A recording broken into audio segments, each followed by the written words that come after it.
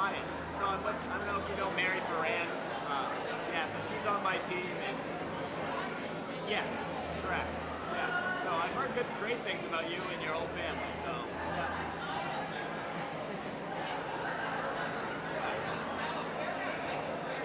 Oh really? It's a great school. I love it there. Because I always say Manchester has my heart, but like I totally fell in love with it there, and you know I stayed. So it's a great community, great staff, great students. I really loved it there. So yeah, good stuff. Nice to meet you as well. Like almost in the same color, like and more. Did you wear this necklace? We need to take a picture. That's hilarious. Yeah, that sounds about right. Sorry. Is that Oh, Laura and I, we were in the exact same color purple last night. We have the same necklace. Hers is a different shape. And we're the same color today. We're just laughing about, like, we're just... It is. I love it.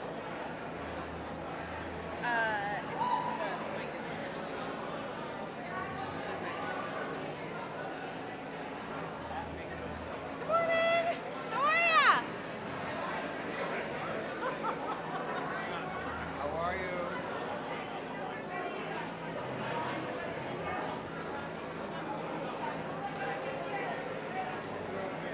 Oh, Stabrula. No.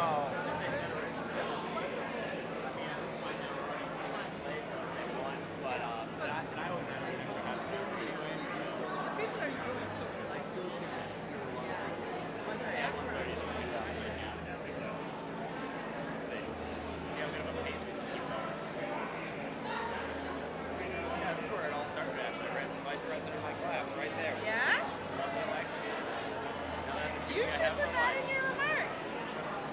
You can. Good.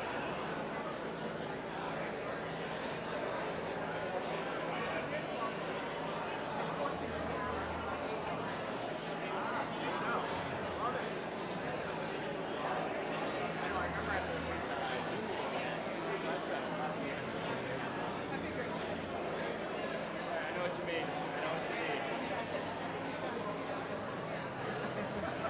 We all look great.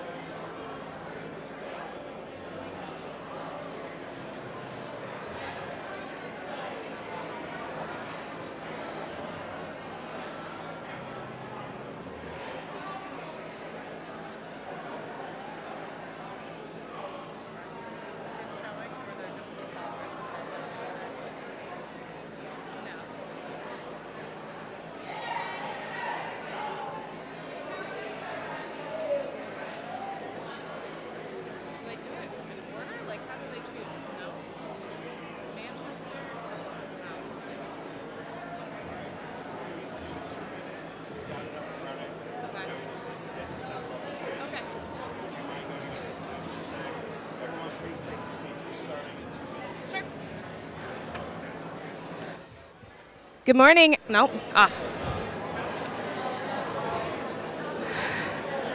Good morning, everyone. Thanks for being here. We're going to get started in 2 minutes, so please take your seats.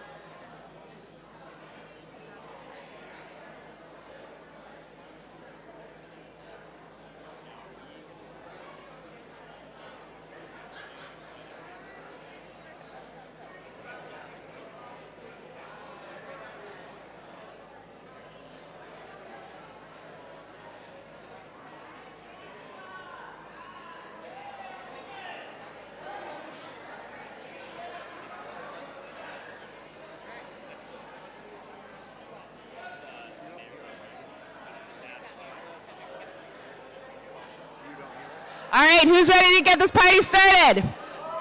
Good morning. Good morning, New Hampshire Democrats. Thanks for being here. A little housekeeping. Can everybody hear me in the back? Okay, great. Little housekeeping. The bathrooms to the left of the registration are open now. Louder, better. The bathrooms to the left of registration are open now, and there are light refreshments in the cafeteria. All right, we're gonna get going. So most of you know me. I'm Alderwoman Shashana Kelly from Nashua. I'm so excited to be your co-chair this year and to welcome you to the 2022 New Hampshire Democratic Party Convention.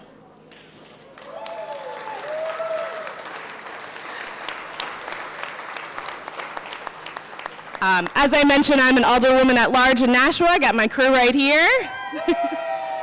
I am also running for Executive Council in District 5.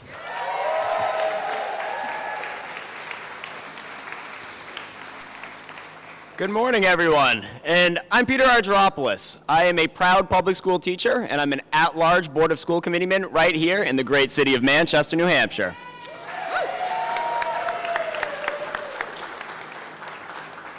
I'm also grateful and thankful to be here today at Memorial High School. Now, several years ago when I was a student here, I actually gave my very first speech for the class vice president right here, which I did go on to win, and I would like to say that that kind of has led to this moment. So it's great to be back here at Memorial, and we are thrilled to be serving as the 2022 State Democratic Party Convention co-chairs today.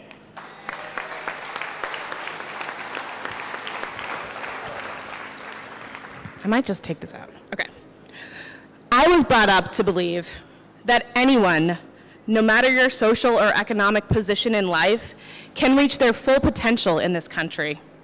As young people growing up in New Hampshire, we always took for granted that our lives would be better than our parents and that our children's lives would be better than our own.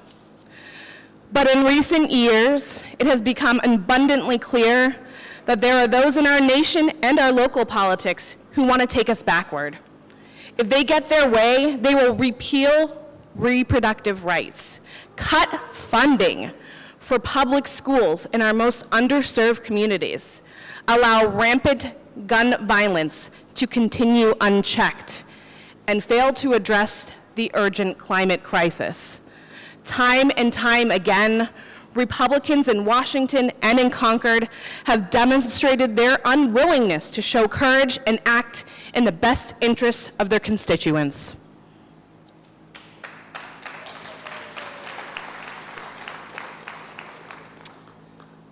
But we're lucky, because the Democratic Party in New Hampshire offers an alternative, right? We stand for equal rights for every Granite Stater to determine their own course. We believe that strong public schools are the cornerstone of our communities. We believe that we need to be building up our teachers, giving them the conditions necessary for the success of our children. We believe that everyone should live their daily lives free of fear from gun violence, and that protecting our water, forests, and climate is not only the right thing to do, but it is our generation's obligation to future generations.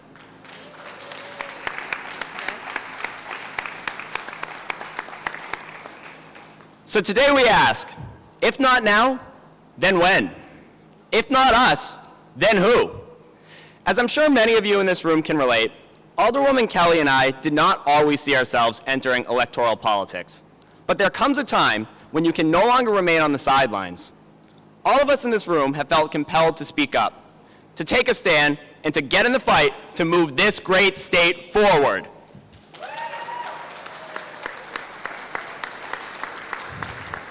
That's why we all have a responsibility to get out there and knock doors, make phone calls, organize New Hampshire's here today out in the hallway, and I ask each one of you to sign up before leaving. And for those of you who are at home, you can go to organizenewhampshire.org and sign up. We're going to need everybody for this fight.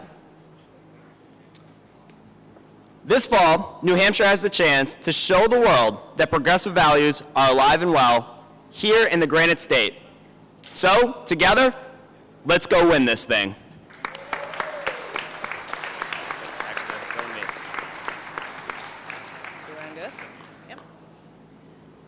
And let's get this show on the road. Please welcome the leaders of the New Hampshire High School Democrats to lead us in today's Pledge of Allegiance.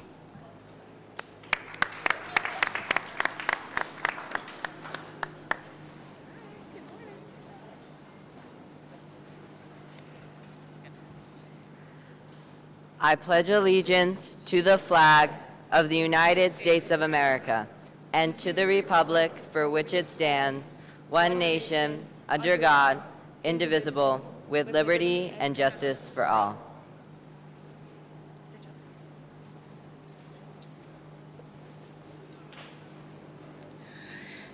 And to read aloud the land acknowledgement, please welcome Cora Kisimbi King. I got it right?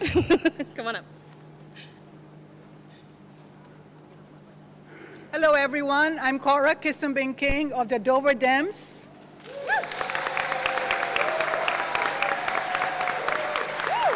Of Strafford County.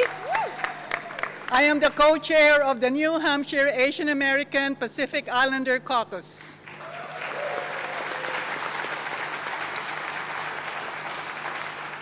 It is my honor to read our state's land acknowledgement on Immigrant Heritage Month. May we who are immigrants or descendants of immigrants remember there were those who were here before us and who are still amongst us. Let me declare our 2022 state convention takes place in New Hampshire within Indakina, which is the traditional ancestral homeland of the Pennacook, Abenaki, and Wabanaki peoples, past and present. New Hampshire acknowledges and honors with gratitude the spiritual and physical connection to the Aki, land, Nebi, water, Olaku Ika, flora, and Aua Asak, fauna, of the Alnobak, who have stewarded Indakina throughout the generations.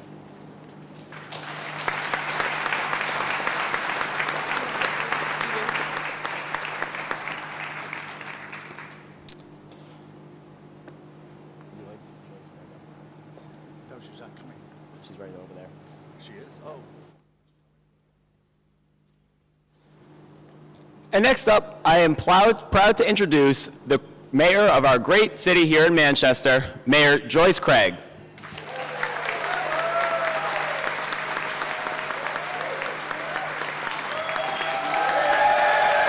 Thank you.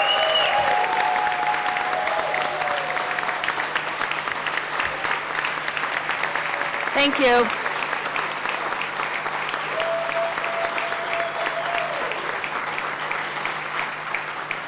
Well, good morning, fellow Democrats, and welcome to Manchester. It is so wonderful to be back at Memorial High School, my alma mater, with all of you to kick off the summer of organizing and get ready for big wins up and down the ballot in November. In our most recent elections here in Manchester, we bucked the national trends and won Democratic majorities on both the Board of Mayor and Aldermen and the Board of School Committee. This didn't happen by accident. We won by running candidates like our co-host Peter Argyropoulos, former Fire Chief Jim Burkish, and the Dumphy Canteris Award winner, Mary Heath,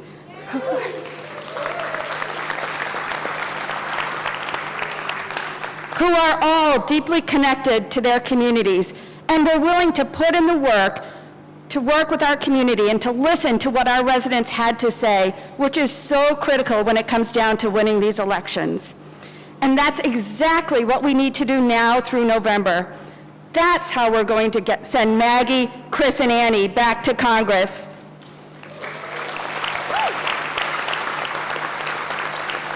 It's exactly how we're going to elect Tom Sherman as our next governor.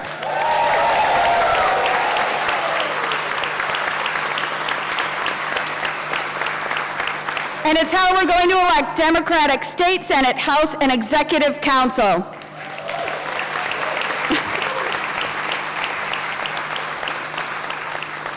Showing up here today is important, but it's just the beginning. We all need to volunteer to knock doors and make phone calls, because here in New Hampshire, we've proven that if we put in the work, we can win these tough elections.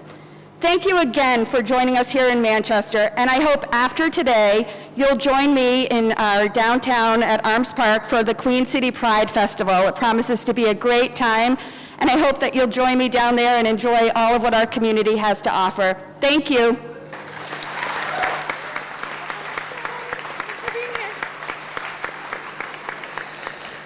All right, up next, I'd like to introduce you all to our convention officers today.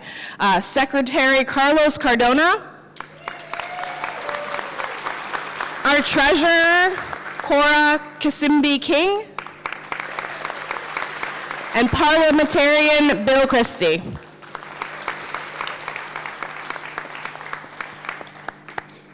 And we also have our Sergeant at Arms with us today. We'd like to recognize Stratford County Sheriff Mark Brave.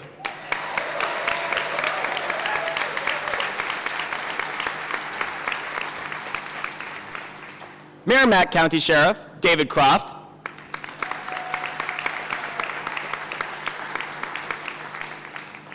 Cheshire County Sheriff Eli Rivera.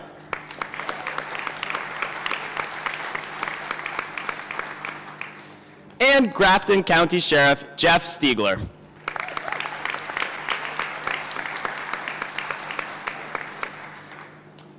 And now, I have the privilege to introduce our wonderful, fantastic, great State Party Chairman, Raymond Buckley.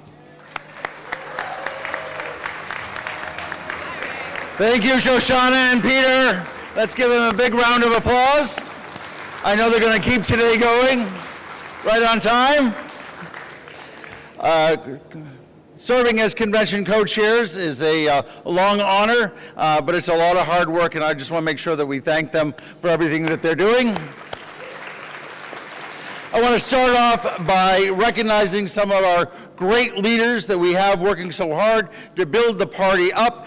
First off, our county chairs, Belknap County Chair Lynn Thomas, Carroll County Chair Ed Butler, Cheshire County Chair Mohammed Salih, Coas County Chair Henry Noel, Grafton County Chair Ann Garland, Hillsborough County Chair Roger Lassard, Manchester City Chair Alan Ralph, Merrimack County Chair Chris Mueller, Nashua City Chair Representative Michael Peterson, Rockingham County Chair Larry Drake, Stratford County Chair Walter King,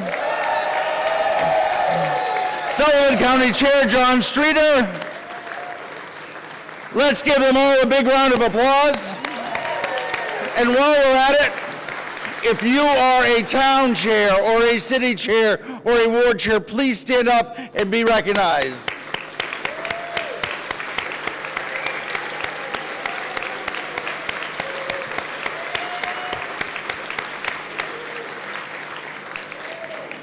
I'd like to now introduce our hard-working officers of the state party. Our first vice chair, Senator Martha Fuller Clark. Second vice chair, Senator Betty Lasky. Secretary Maitri Chinnity. Treasurer, the Honorable Caitlin Rollo. DNC National Committee Man, the Honorable Bill Shaheen.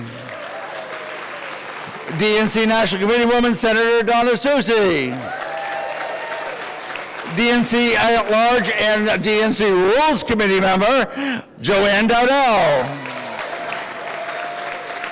And doing double duty, our legal counsel, Bill Christie. And our finance chair, Maura Sullivan. Give them all a big round of applause. Now, I know it's a long list, but bear with me. Let's recognize and thank our hardworking state party staff, Executive Director Troy Price, Senior Advisor Ryan Mahoney, Operations Director Jody Clooney, Communications Director David Porchestari, Data Director Jack Chabellin, Political Director Mike Parsons, Finance Director Jack Siegel, Party Affairs Director Josh Query, Press Secretary Monica Vinsky, Legislative Communications Director Colin Booth, Deputy Political Director Megan Murray, Deputy Political Director Graham Ayers, Administrative Assistant Matty McCluskey, and Emma Mintz, our Voter Protection Director, who's going to make sure everyone gets to vote. And as you all know, our coordinated campaign, Organize NH, led by Andrea Nememchek, has been up and running for 6 months already, and we are thrilled to be joined by the organizing director today, Amy Lobb, who will be you'll be hearing from later in the program on some critical updates on the way that you all can be involved. So let's give them all a big round of applause. So good morning, New Hampshire Democrats. Are you ready to re-elect Maggie Hassan to the U.S. Senate? Chris Pappas to Congress? Annie Custer to Congress? Are you ready to finally get rid of Chris Sununu and elect Tom Sherman, Governor of the state of New Hampshire? I don't know if you all noticed, but there's a tweet out there that says the Coos County Republican Committee just voted to chastise and admonish the governor. And I said, well, that's a good start. Let's make sure the voters do that in November. Are you ready to elect Democratic majorities on the Executive Council? The State Senate? The House? And double our county officers? Now, are you ready to knock on doors? Are you ready to work like hell for the next 5 months? We have shocked the nation before when we have been able to win elections when around the country it was being a tough November election night. Let's do that again. Let's shock them again. Thank you so much.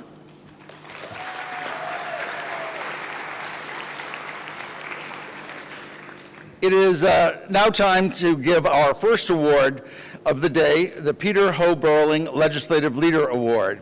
And it's given to a state legislator who has time and time again shown their commitment to fighting for the people of New Hampshire. Peter couldn't be with us today, but he asked me to read this about today's award winner. There's one thing I can say with absolute confidence about the New Hampshire legislature in 2022. I would have been so honored to have served with every one of you in the New Hampshire House and Senate. You have made us all so proud. You, our Democratic legislators, have really stood up for us over the last few years, demonstrating courage and fortitude.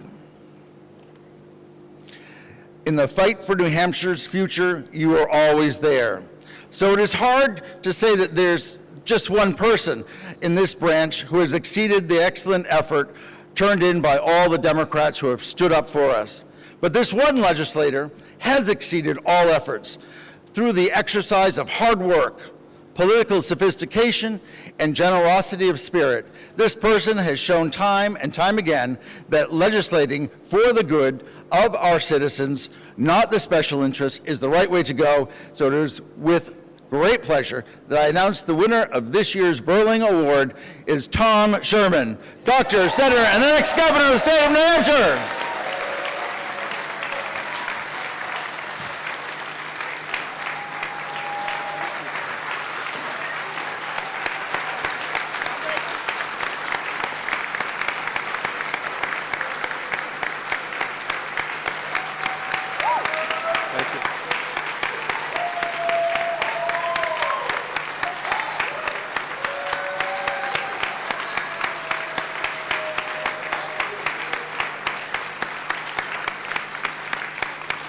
Thank you, Raymond. Thank you, everybody.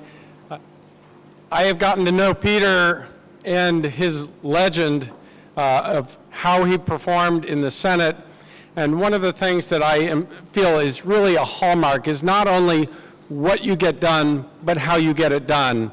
And I am so honored to get this award with the name of somebody who has shown us all how to get things done. Thank you so much.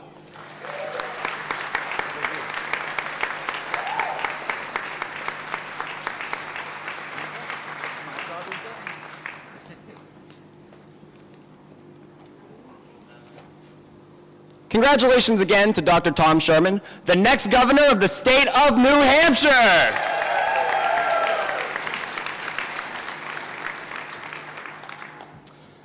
And next up, the Credentials Committee is tasked with making sure all of our delegates are properly credentialed and notified for this convention. This year's committee did a great job in doing so, and I'm honored to introduce Senator Martha Fuller Clark to give this year's Credentials Committee report.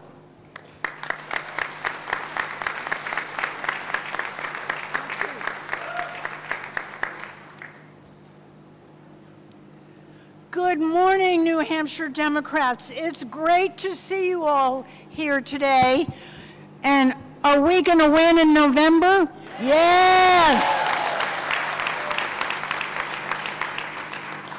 I'm very honored to be here today on behalf of the Credentials Committee, particularly since the conventions over the last 2 years have looked a little different than what we are used to. But that is why we are so excited for our first in-person convention since 2020. We have so many great Democrats joining us today, both here in the convention hall and joining from home online. What a change is that? We're excited to hold a convention that is accessible for Democrats all across the state. And we are continue to be conscious of the continuing COVID-19 pandemic and recognize that there are those who would like to be with us today but have decided that it is better for them to participate online. This year, I am pleased to announce that we have 1,408 registered delegates here with us today. Thank you all for coming. These delegates are composed of our 2020 state and county nominees, the New Hampshire Democratic Party state committee members, our county, city, and town officers, and the officers of the New Hampshire Young Democrats. This year, we are holding the convention open for 2 weeks so that everyone will have the opportunity to cast their ballot. We will be announcing the total of our vote at the next state committee meeting and posting it on our website for everyone here to see. You will be hearing this morning more about our convention rules as well. But first, I want to thank the Credentials Committee members for all their hard work. It includes Nikki Argan, Lisa DeMaio, Sean Doyle, Carney Paconi, Mohammed Salah, and Donald Stokes. Okay, so now it's time to get back to hearing from all of our fantastic speakers that we have lined up for you this morning. And don't forget that we need to make sure that we win this coming November. Thank you.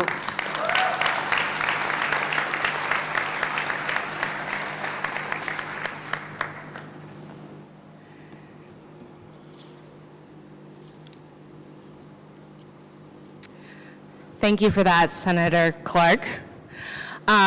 There's no harder working group of people in Washington than our federal delegation. Senator Shaheen, Senator Hassan, Congresswoman Custer, and Congresswoman Pappas work hard every day and bring the voice of the Granite Staters with them.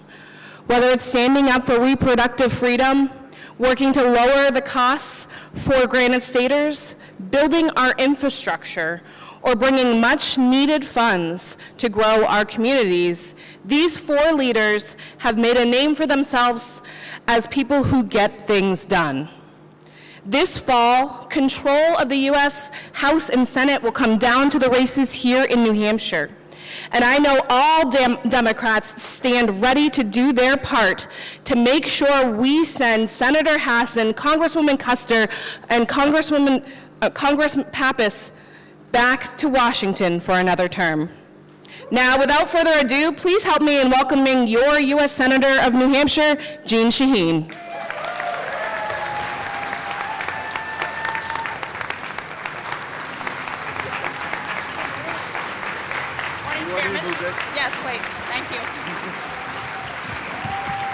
Good morning. Morning. Thank you. Sit down. Good morning, New Hampshire Democrats here in the room and online. It is so great to be with all of you this morning, and so pleased to see all of the party officers, including my husband here. He made sure I got out of the house on time this morning, you know, and all of the convention officers. So what a great job you have all done, and for the party continue to do. Thank you very much. I'm also very pleased to welcome our two special guests to today's events. I had a chance to meet Governor Pritzker last night at the McIntyre-Shaheen dinner. He is providing groundbreaking leadership in Illinois as their governor. He's made the biggest investment in the state's history in infrastructure, and he did it while balancing the budget and correcting the fiscal mismanagement of the previous Republican governor. So he is very impressive.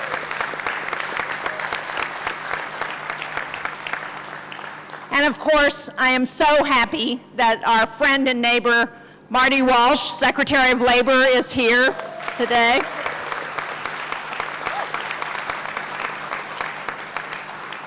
It is so great to have someone who understands organized labor back as the Secretary of Labor in Washington.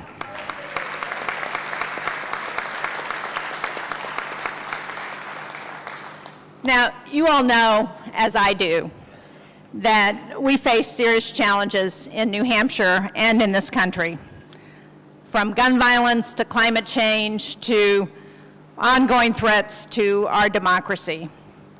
But I think it's important to start by taking a minute to remind ourselves of what has been accomplished in just not even 2 years under Joe Biden's presidency.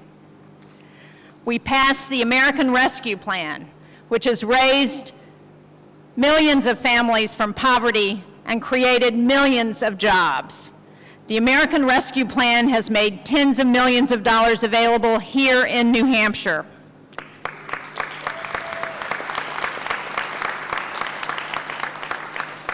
And I reject the notion that the American Rescue Plan and all of its work to save people in this country is responsible for the inflation that we're experiencing right now.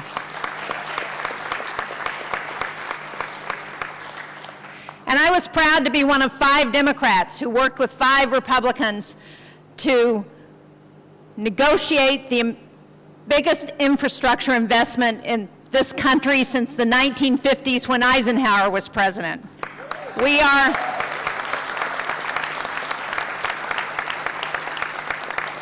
are investing to ensure that people have access to clean water, so we replace our failing roads and bridges. We're making the biggest investments in our power grid, electric vehicle chargers, and climate resilience in this country's history.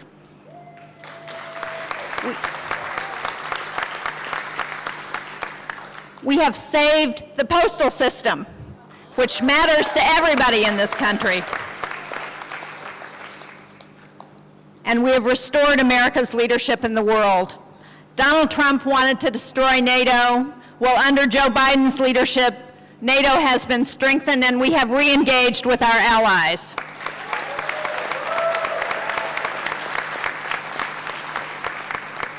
And President Biden nominated, and the Senate confirmed, the first black woman to serve on the Supreme Court.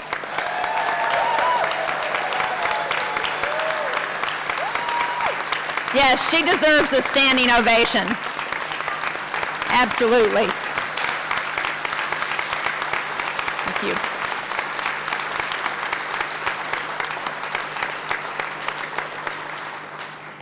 Of course, that's the good news about the Supreme Court. The bad news about the Supreme Court, as we know, is that any day we expect they will issue a decree overturning Roe v. Wade. That's why we must fight now, more than ever, to protect a woman's right to choose. And whatever the Supreme Court says, as women, we have the right to make our own decisions about our own health care and our reproductive futures.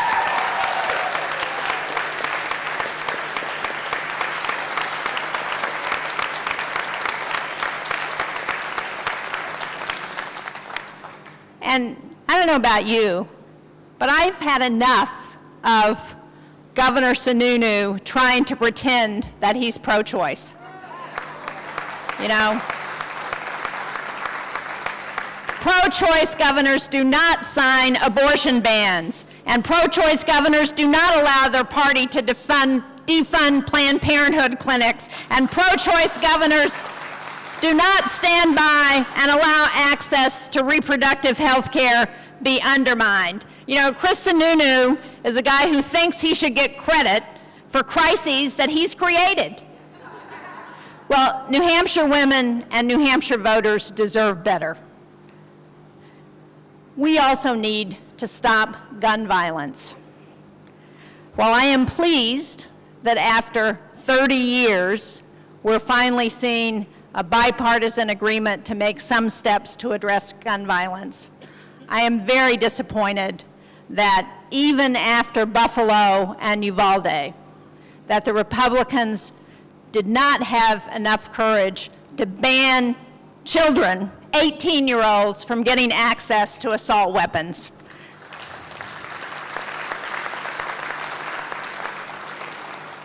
We need to do better, and we need to ban assault weapons. We need to limit the size of magazines, and we need Republicans who are going to have the courage to join Democrats to do that.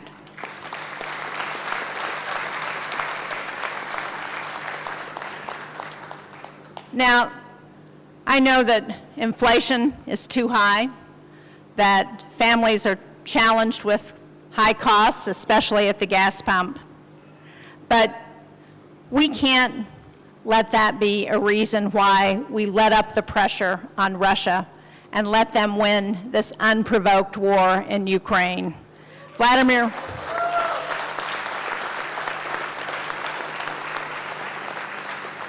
Putin is a vicious bully, and he has got to be stopped. And if we don't do it now and let the brave Ukrainians fight and support them in that effort, then we are going to be faced with Putin recreating the Soviet empire. And that is not in America's interest, it's not in our allies' interest, and we cannot let that happen.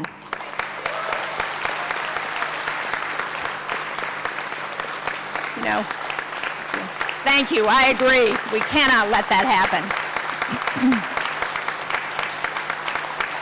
Thank you. Thank you very much. Thank you all.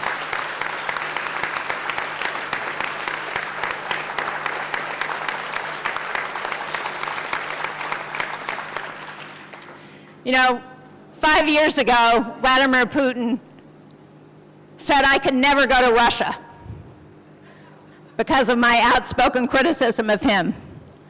He thought that ban was a punishment for me. Well, I see that as a badge of honor.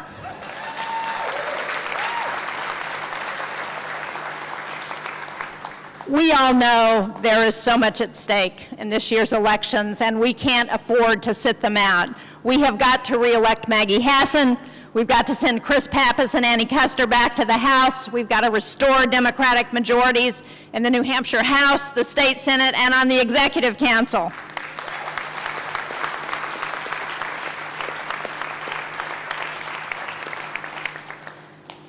Maggie, Annie, Chris, and I have worked really hard in the last couple of years to try and make sure that we can return support to help New Hampshire families. We know that the costs of childcare, of housing, of food are too high for too many people. But what have we seen here in New Hampshire from Chris Sununu? He won't even use the federal funding that we brought back to the state. For over a year, Chris Sununu has been sitting on almost $30 million in funding for childcare that could be used by childcare providers to recruit and retain staff, that could be used by New Hampshire families who are struggling with the high costs of childcare.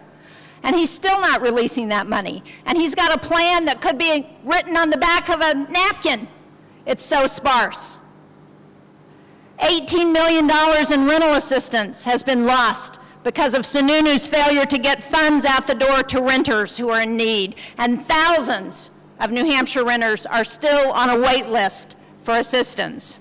Federal mortgage assistance for New Hampshire families has been delayed for over a year because of Sununu's failure to launch a program. And then when he launches the program, he doesn't give it to the New Hampshire Housing Finance Authority, who has real understanding of how to do housing. No, he gives it to the Economic Bureau, where they've never done housing. Funding to create affordable housing under Sununu's plan was delayed for months when the rest of the New England states were putting money into creating affordable housing. John Sununu was sitting on $600 million in federal money.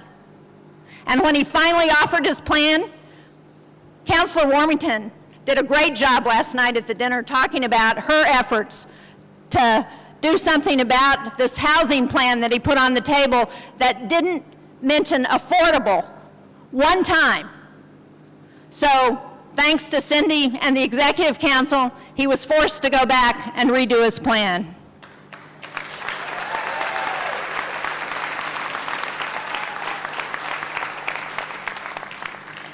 And last fall, New Hampshire sent back almost $200,000 in money for food. Why? Because Chris Sununu said we didn't need it. Well, I don't know what you're hearing from some of the people in your communities, but I can tell you we have people who are still food insecure in this state, and we need to do everything we can to help them.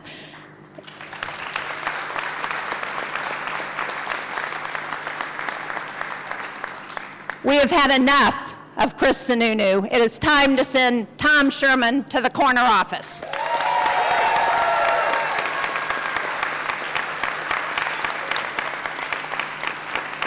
So we have a lot to do. We're counting on you, on your efforts to knock on doors, to make phone calls, to get your friends and neighbors engaged in this campaign, because we can't afford another 2 years of Chris Sununu, the majority, the Republican majority in the House and Senate and on the Executive Council. We've got to support Joe Biden. We've got to return our federal delegation, and it's up to you to make that happen. So thank you all very much for everything that you do. Thank you. Thank you, sir.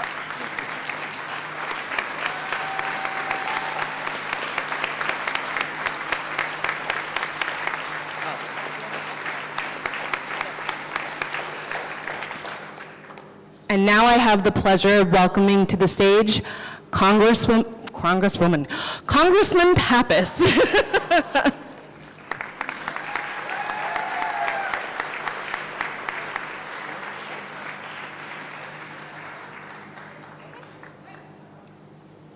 Change of plans. I got it right the first time. I now have the pleasure of welcoming to the stage Congresswoman Custer.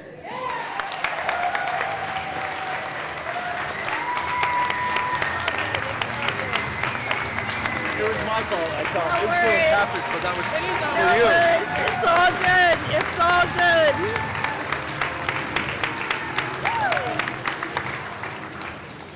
Good morning and hello, everybody. Happy convention. Thank you for being here in person, online. However you can join the Democrats in New Hampshire, we need you and we're happy to have you with us. Thank you to Chairman Buckley, to Troy Price, Governor Pritzker, welcome to New Hampshire, and we're always excited to have Secretary Marty Walsh with us. And thank you to the entire Democratic Party. Thank you for your service, all of our officers, all of our convention officers. To the candidates in the building, thank you to Tom Sherman running for governor, Cindy Warmington for the amazing work you're doing on the Executive Council. And to our senators and Senate candidates and reps and House candidates, we will take back the State House in November. What a 2 years it's been since we were together live. 18 months ago, I was literally running for my life as I escaped the gallery in the U.S. Capitol just 30 seconds before a thundering mob of insurrectionists almost reached us in their attempt to overturn the election. And since that fateful day, my team and I have been working hard every day, tackling the crises as they piled up. But Raymond, I'm skipping 3 pages of crises just to move this along. The truth is that in March of 2020, we faced a total economic collapse in the face of a highly contagious worldwide pandemic. But I'm proud to say Congress stepped up. We invested in research for the COVID vaccine and treatments and PPE for healthcare workers and first responders. And while we mourn those who we lost, I know through our decisive action we saved countless lives. Congress passed the American Rescue Plan and the Bipartisan Infrastructure Plan to save families and hospitals and small businesses and schools and colleges and theaters and restaurants, and the list goes on. At the height of the pandemic, unemployment in New Hampshire reached 16%, but now we are right back down to 2.3%. Workers have jobs and wages have gone up, home equity has risen, and even retirement savings has grown. Now, I am no Pollyanna. Trust me, I spend my days helping families who are struggling with the high cost of food and gas and rent. Just this week, Chris and I voted to pass the Lower Food and Fuel Costs Act to help working families in the grocery store and at the pump. The truth is that every family deserves access to affordable health care, a 21st century education with high-speed internet, a safe home with healthy food on the table, and peace and stability in our world. We have some big problems, that's certainly true, but we have smart, innovative solutions too, and working together, not as red states and blue states, but as the United States, we can build on our progress. We're making our communities safer by passing bipartisan gun violence prevention legislation. Stronger by passing the Competes Act to invest in our supply chain and create more 21st century jobs right here in New Hampshire and across this country. Healthier by lowering prescription drug costs and addressing addiction and investing in mental health treatment. And more resilient by passing bold climate change legislation, including incentives for renewable energy, electric vehicles, and carbon capture technology. So please, in November and every day until Election Day, stand with me for a stronger economy with higher paying jobs and union benefits for hardworking families. Stand with me for access to affordable health care, housing, healthy food, and reliable internet. Stand with me to combat climate change and save our planet. And stand with me for a 21st century education for every student in a safe school, free from discrimination and gun violence. And stand with me to protect access to safe, legal abortion, marriage equality, birth control, and safe communities for every Granite Stater. Because no matter where you live, who you love, and where you work or worship, together we will win and make the world a better place for everyone right here in New Hampshire. Thank you.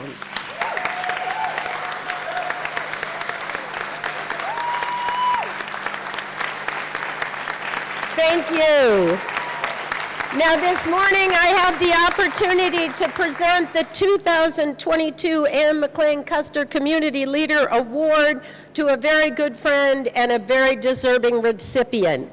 Sadly, Manny Espitia could not be with us this morning, but many of you know him as a tireless leader in Nashua, an amazing state legislator, and he has fought to make New Hampshire's economy work for everyone, to expand voting rights and voting access, and to ensure that every community is engaged here in New Hampshire. Thank you, Manny. Thank you for our service to your state. Thank you for your friendship. And now I have the privilege and opportunity to introduce my good friend and colleague, Chris Pappas, a relentless advocate for New Hampshire families and seniors, working to lower costs and make businesses thrive and defend a woman's right to choice. Thank you all. Good job. All right. Hey, how are you guys? How's it going? Good. Well, good morning, New Hampshire Democrats. Great to be with you all in the fabulous Queen City. Happy Pride Month to everyone, by the way. It's a nice Pride celebration here in Manchester later today. And thank you to my dear friend and colleague Annie Custer for that introduction and for her commitment to the people of New Hampshire. Isn't it wonderful to have two competitive districts here in New Hampshire for Congress? So that cuts both ways. It's both an opportunity and a responsibility, right? Now that we've got the two fair competitive districts, we got to go out and fight and win them. So I'm counting on your help for that. So thank you to all of our party officials who are here, Chairman Buckley, Troy, and the NHDP staff, the executive committee, all of our volunteers and activists, county, local chairs, and folks who are elected at all levels of the party. This is your year, this is your party, and we're going to fight like heck to make sure we have a great showing in November of 2022. So I want to thank all of our other guests, too, who are joining us here today. I know we're hearing from Marty Walsh a little bit later. Marty, I saw him walking around out back. He does a terrific job speaking up for the working people, which is the heart and soul of the Democratic Party. And I know we're going to be joined by Governor J.B. Pritzker as well from Illinois. Isn't that terrific? Isn't it good to have at least one pro-choice governor in New Hampshire today? And so that's what we've got with Governor J.B. Pritzker. But one's on the way, because we've got Tom Sherman running for governor. He's going to beat Chris Sununu in November. So look, it's good to be with you, good to be in person and back together. And this continues to be a challenging time. We know it, we see it, we feel it. But thanks to Democrats in Congress, we're delivering for this country. Now, we delivered shots in arms for tens of millions of Americans when they needed it.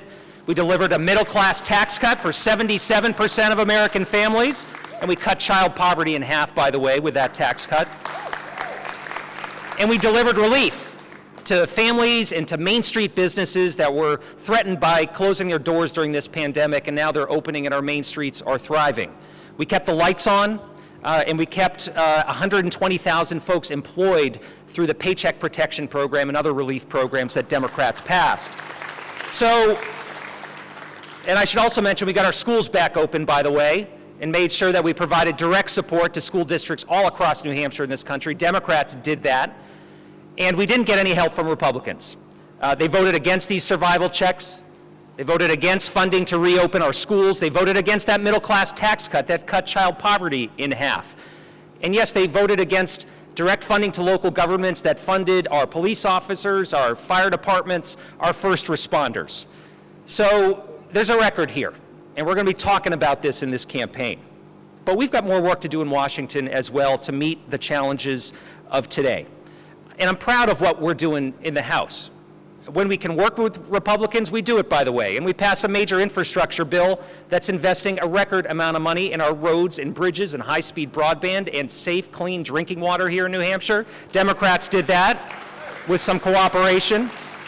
And we're working to take on the big drug companies that continue to gouge patients across this country and earn record profits at our expense. I'm proud in the House that we are fighting for, and we passed the PRO Act, which makes sure that Granite State workers have the right to stand together and bargain for better wages, fair working conditions, and better benefits. And I mentioned Pride Month. We passed the Equality Act. We're waiting on the Senate to do the same, because you should be able to love who you want to love and be who you want to be in this country.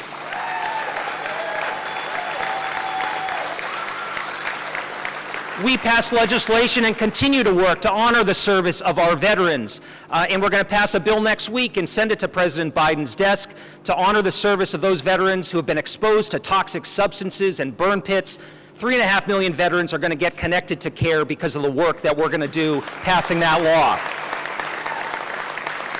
Now, I'm not giving up on this. We passed the For the People Act in the House to take the big money influence out of our political system and put the power of our democracy back in your hands where it belongs. And of course, I know our other speakers have mentioned it, but we can't mention it enough, the Women's Health Protection Act. We need federal and state protections for women and families to get access to the care that they need, including abortion care. So this is about what we stand for and what we can accomplish when we stand together, but it's clearly more than just about a list of bills that we've passed or laws that have been signed into law, because for me, as someone who grew up not too far from here, it's always about the people that we represent. It's about the stories that I hear each and every day. I met a family recently in Manchester that pays 3 times their mortgage on child care.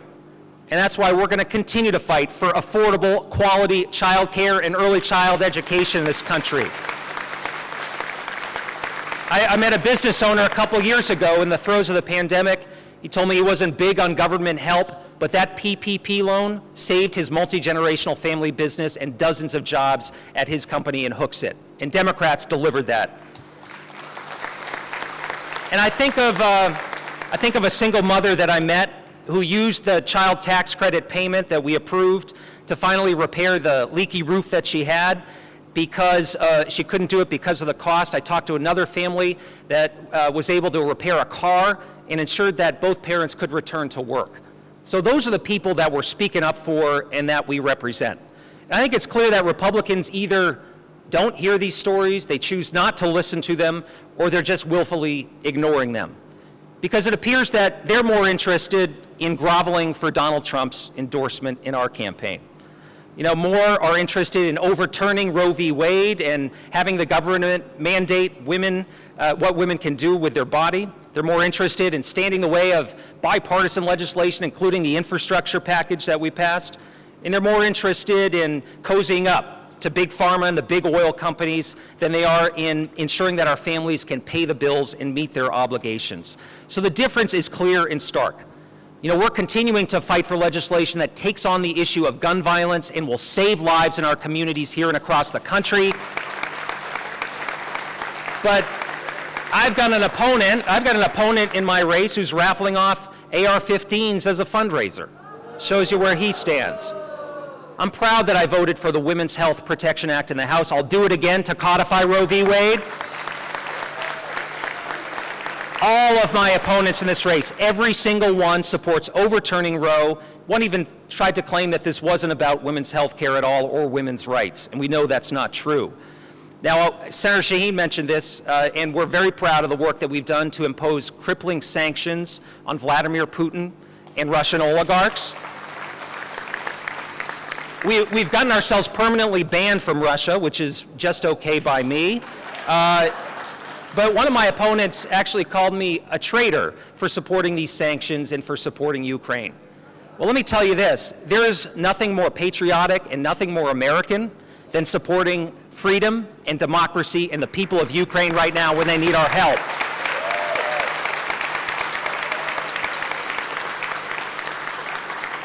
And I've got another opponent too, Matt Mowers. You've probably heard about him a little bit.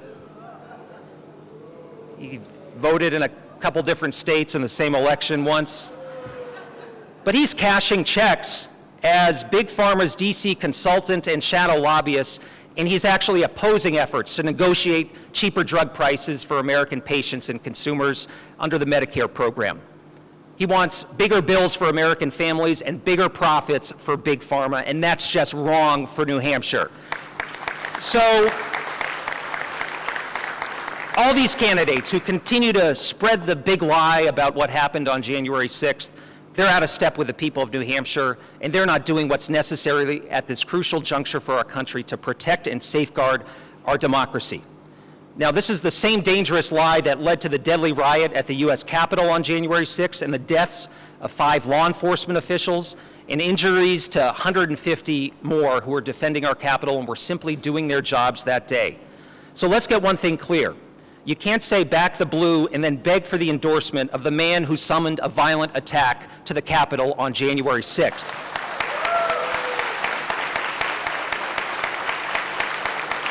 So there is more to do, and collectively we can do it.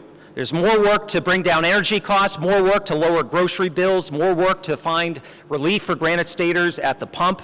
There's more work to do to make sure that American manufacturing and workers are supported and that we can outcompete any nation of the world, including China. And there's more work to do to win in November. So this election really is about people. It's about our ability to deliver for those who are counting on us, about our ability to continue this fight, to build a future so that everyone can thrive. And it's also about, to paraphrase Lincoln, whether government of the people, by the people, and for the people will perish or will persist. That is in your hands this year in 2022. So it's not just our responsibility as Democrats to get out there and fight and turn out the vote. It's our patriotic duty as Americans to do it.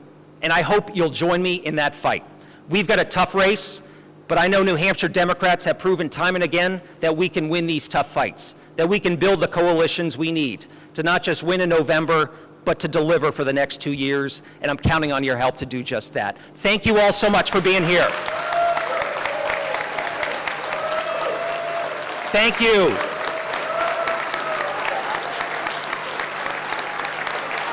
Thanks, folks.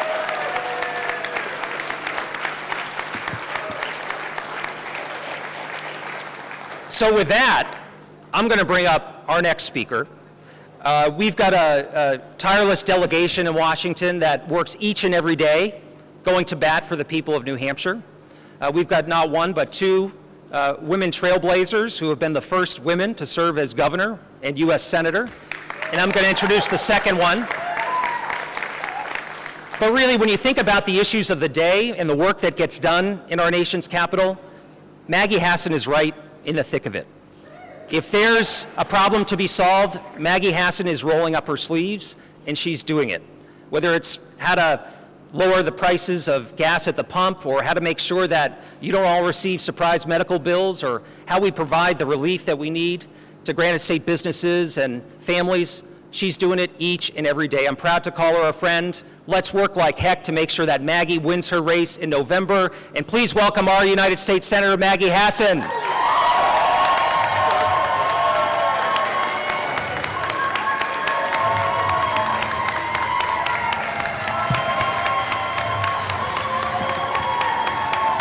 Well, good morning. Good morning, New Hampshire Democrats. Thank you. Hey, thank you guys. Thank you to Congressman Chris Pappas for that introduction. Chris, you've been a champion for Granite Staters, and I know that we all will work as hard as we can to re-elect you in November.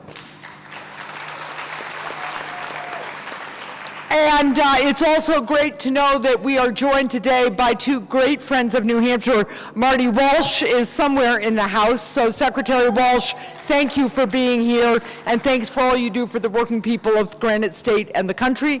And I know you're all going to hear from Governor Pritzker later on, and it's really great to have J.B. Pritzker in New Hampshire.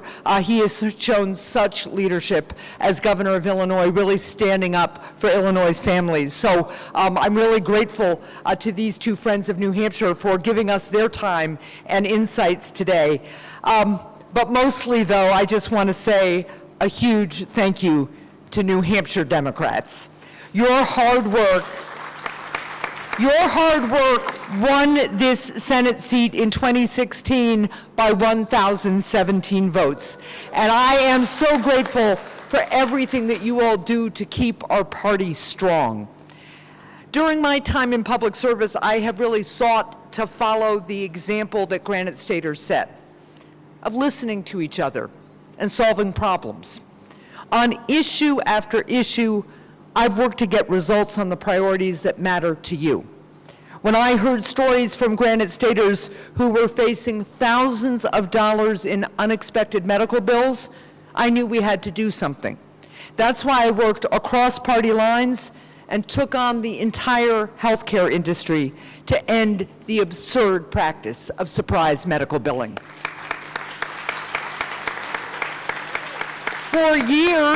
For years, I've heard from Granite Staters who say that our crumbling infrastructure is holding our economy back. That's why Senator Shaheen and I worked to bring Republicans and Democrats together and pass the Bipartisan Infrastructure Law.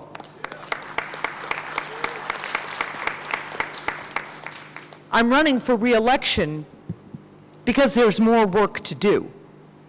I have heard from seniors and families who are making gut-wrenching decisions in order to afford life-saving medications.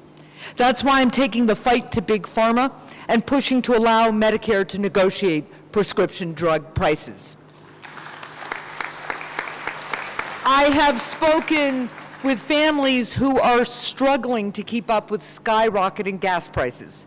And that's why I'm leading efforts to suspend the gas tax to put more money back in your pockets. I'm pushing to end Big Oil's billions in tax breaks, because you know what? It's the American people who deserve a tax cut, not big oil companies.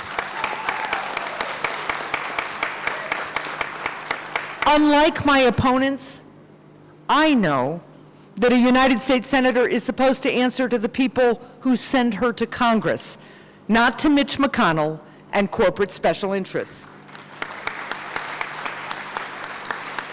If elected, my opponents would listen to Mitch McConnell, to Big Pharma, and Big Oil, not to Granite Staters.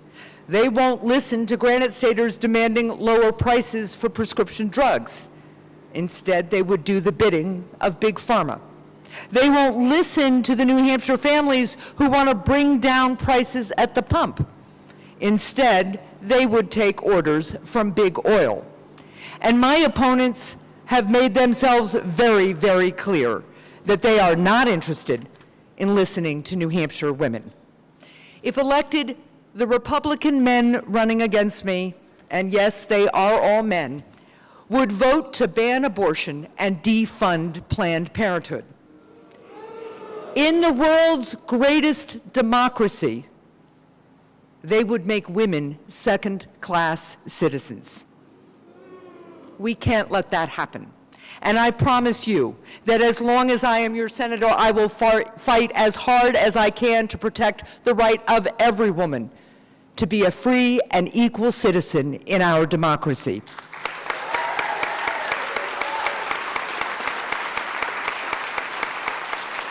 And when I am fighting for Granite Staters, there is no one I would rather have at my side than all of you.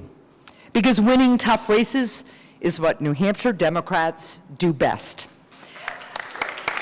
Yeah, because as a former state senator, I know how important it is to have a party committed to winning up and down the ballot. And together, I know that that's exactly what we're going to do in November. Together, we're going to take back the State House and elect Tom Sherman so we can finally have a pro-choice governor.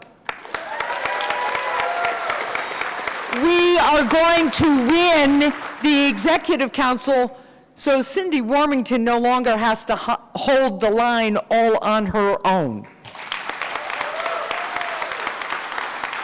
And I have a little message for New Hampshire Republicans. Annie Custer and Chris Pappas are not going anywhere. New Hampshire needs them, and I need them with me in Washington so together we can keep standing up for New Hampshire families. We have a tough fight ahead of us, but together it's one we can win. Because we are the live free or die state. We know that freedom is always worth fighting for. Together we'll stand up for our democracy, we'll fight for a woman's fundamental freedoms, and we will win in November.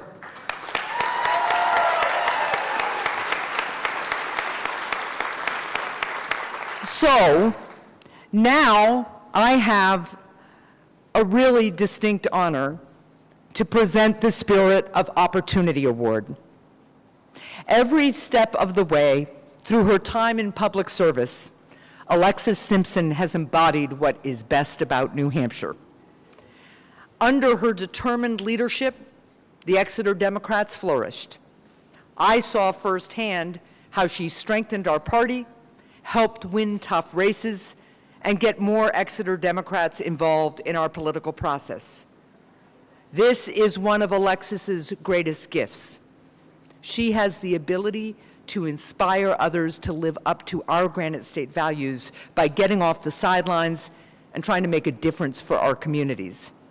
That's why she has been invaluable in her work as the vice chair of the Democratic Victory Campaign Committee.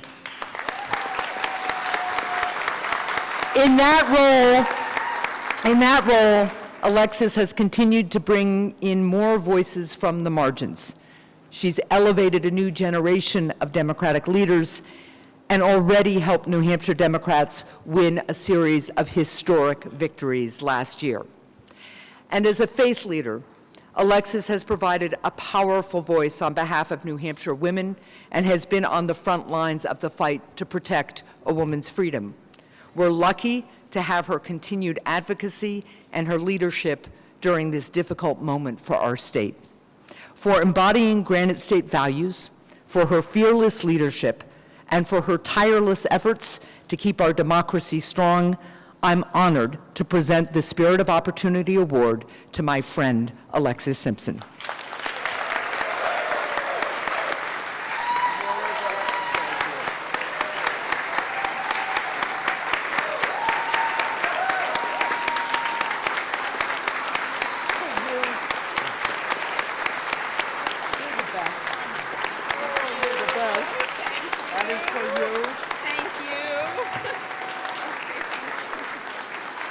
Thank you. I'm completely surprised and overwhelmed and grateful, and just want to share with you how excited and proud I am of all the candidates that we have running for the House.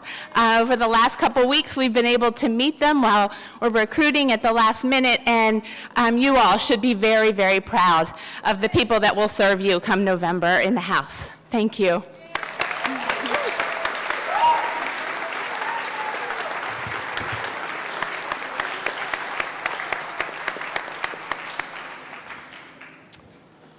Alrighty, so I don't know about you, but I am extremely excited this fall to cast my ballot for Congressman Pappas to send him back to the House and Maggie Hassan to send her to the Senate, and watch everybody in District 2 vote again to send Andy Custer back as well. What do you guys think?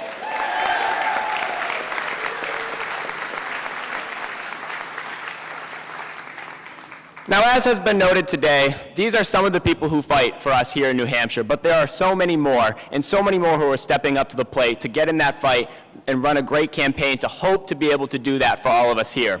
And right now, our next speaker has been someone who's been a champion for working families right here in Manchester and across the state. In the state Senate, Kavanagh was the voice for those who work hard every day to put food on the table for them and their loved ones. And next year, he will be their voice on the Executive Council.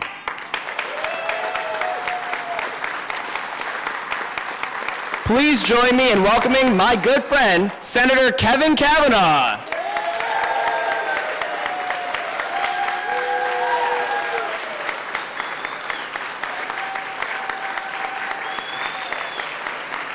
Thank you, everyone, and thank you very much, Peter, for that great introduction. Well, welcome, everyone. Welcome to Manchester, my hometown, and welcome to Memorial High School, where in 1984 I graduated from and was voted my first campaign Mr. Memorial, and I'm very proud of that. We have some other graduates here with us. June Trisciani. June, Alderman at Large in Manchester. We have Peter and Joyce already you know about. Marco Lacasse, business manager from Local 490. Marco, where are you? Oh well. So my name is Kevin Kavanagh. I'm an alderman in Manchester, a state senator in District 16, and proudly your candidate for District 4 Executive Council this year.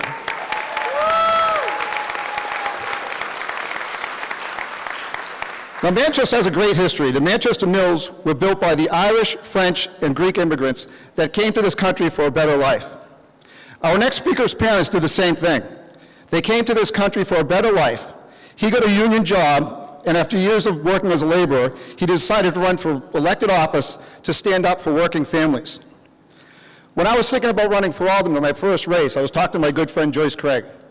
I can't tell you what she said to the exact words, but I said, I'm not going to win. No one's going to vote for me. I'm a union guy. I'm just a working guy.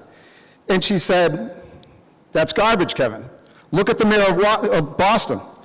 He's a union worker and always fighting for working people. For me personally, I've seen what this man has done. I've admired what he has done and is doing. He is an example for working people across the country. And when working people stand together, we cannot be beat.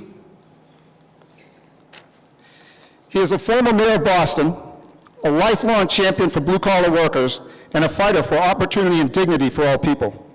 We are honored that he is able to join us today and talk to you about what is at stake this November. Please join me in giving a warm Granite State welcome to my union brother, the Honorable Marty Walsh.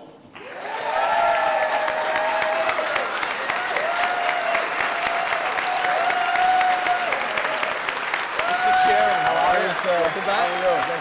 Thanks, everybody. How are you? Hello, New Hampshire.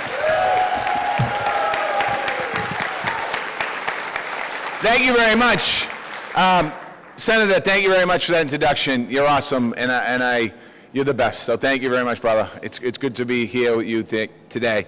I appreciate it. I'm kind of like starstruck a little bit because I've been to New Hampshire probably about, every 2 years, knocking doors, been given packets, go knock on this neighborhood and knock that neighborhood, and we did it all. I've done it for a long time.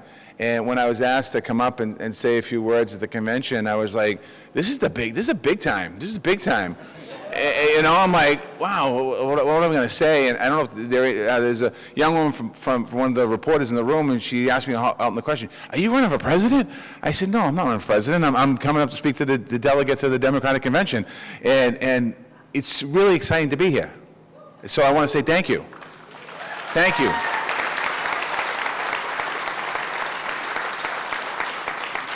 And I'll be honest, in the past when I've come up here politicking, it's usually freezing.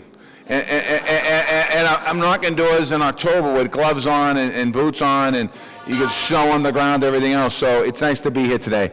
Mr. Chairman, thank you. The members of the committee here, thank you for all that you do to keep this great party moving forward every day. I truly appreciate it. To all of you here today, thank you for all that you do. To the delegates, getting elected, coming to the convention, doing your civic duty, thank you very much for all that you've done. It's such an honor, as I mentioned earlier, to be here today. Kevin talked a little bit about my story. I just want to real quickly give my story. My story is like probably everyone in this room. My father came to this country in 1956 from Ireland. My mother came from Ireland in 1959. They met in Boston, Massachusetts. My father was able to join a union, Labor's Local 223 in Boston in 1956. Certainly the benefits that union members have today weren't the same in 1956. But that union gave my family a pathway into the middle class. That union allowed us the opportunity to my father and mother to buy a home. That union allowed to put food on the table for my brother, myself, my mother, and my father. That union allowed to have my father and my family to have health benefits. So at the age of 7, I was diagnosed with Burkitt's lymphoma, a form of childhood cancer, and that union was able to help my family. And that union also, the membership rallied around my family to support my family through very difficult financial times. Fast forward, I joined that same union my father was part of, Labor's Local 223 in Boston. And years later, unbeknownst to me, I needed that union health benefit to be able to pay for my treatment for detox, for alcoholism. In the house that I grew up in, is much like all of you. My uncle and my father and my mother and my aunts, we'd be talking about the importance of what the Democratic Party stands for, about fighting for good wages and good benefits, and fighting for good working conditions, and that's what we did in our house every single Sunday. My parents, my uncle and my father would talk about it. My uncle was the business manager of Labor's Local 223 in Boston. And we talked about the importance of being active in the political process. So at a very young age, I used to go hold signs. I didn't know what I was holding signs for, but I got the bug. And when I got that bug, as I got older, I got involved in politics myself. I started holding my own signs for my own people. And in 1997, I ran for state representative in Massachusetts, in my district, 13th Suffolk District. and I got elected to the House of Representatives in Massachusetts, where I spent 16 years as a state representative. 16 years fighting for working people, 16 years fighting for homelessness, 16 years for defending marriage equality, 16 years for fighting for rights for the LGBTQ community, making sure that we had all those different rights. And in 2013, I had the great honor and opportunity to run for mayor of the city of Boston. And I was able to get elected mayor of the city of Boston. And for 7 years as mayor, we were able to bring universal pre-kindergarten to the city of Boston. We were able to bring free community college to the city of Boston. We were able to improve development in the city of Boston. We were able to do a lot of things. So my entire career has been fighting for good jobs, access to health care, mental and physical health, making sure that we continue to open up a strong middle class for workers and union rights and organizing and things like that. And I say that to you in this room because a lot of you know who I am, or you might not have known who I was, but you probably figured out that was some of the stuff I did. Because that's what we're fighting for in November. When you think about where we are. I often hear the phrase, this is the most important election in our lifetime. We hear that every 4 years and every 2 years. Why? Because every 2 years and every 4 years, it is the most important election of our lifetime. That's why we do it.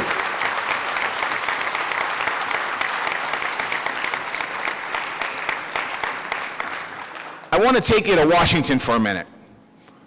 Because you read the paper, you watch the news, you hear the Twitter, you look at Facebook, wherever you're looking at, there's a lot of mixed messages.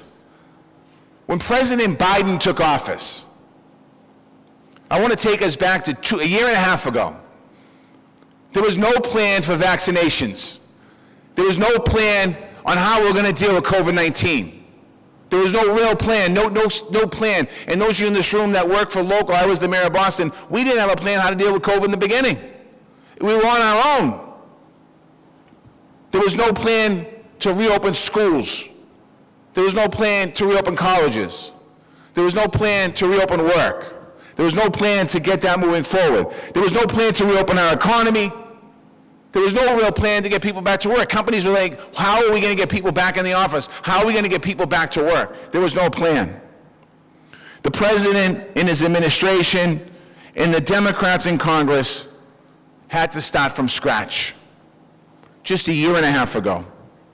Together, they brought the country back from one of the worst crises that our country's ever experienced. The American Rescue Plan.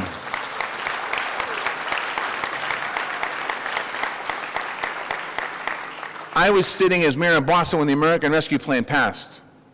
That American Rescue Plan allowed the president and the administration to get 220 million people fully vaccinated in our country. The American Rescue Plan, since the first day President Biden has taken office, has got 8.7 million Americans back to work, and it's the most under any presidency in the beginning in the history of our country. 8.7 million Americans are back to work. Our unemployment rate in the United States of America right now is 3.6%. No one thought that would be possible by now. The experts are saying we won't get there for a long time. In New Hampshire, in this state, your unemployment rate is 2.3%. 2.3%. I'm going to talk about that a little more. More businesses started in New Hampshire and in the country, new businesses last year than any other year in the history of our country, the United States of America. People said we're going to start our own businesses. So when you're talking about Democrats on pro-business, well, then why did 4.7 million people go out, 20% of those people of color go out and start new businesses? Because they're creating opportunities. The Bipartisan Infrastructure Law that the president passed, Bipartisan Infrastructure Law. The president came in and said we're going to work on both sides of the aisle because we need to on some issues. And he sat down and we got the largest bipartisan infrastructure law passed in the history of our country. That's going to rebuild our roads and bridges. It's going to bring broadband access, clean drinking water, electric charging stations, really thinking about the future of our country.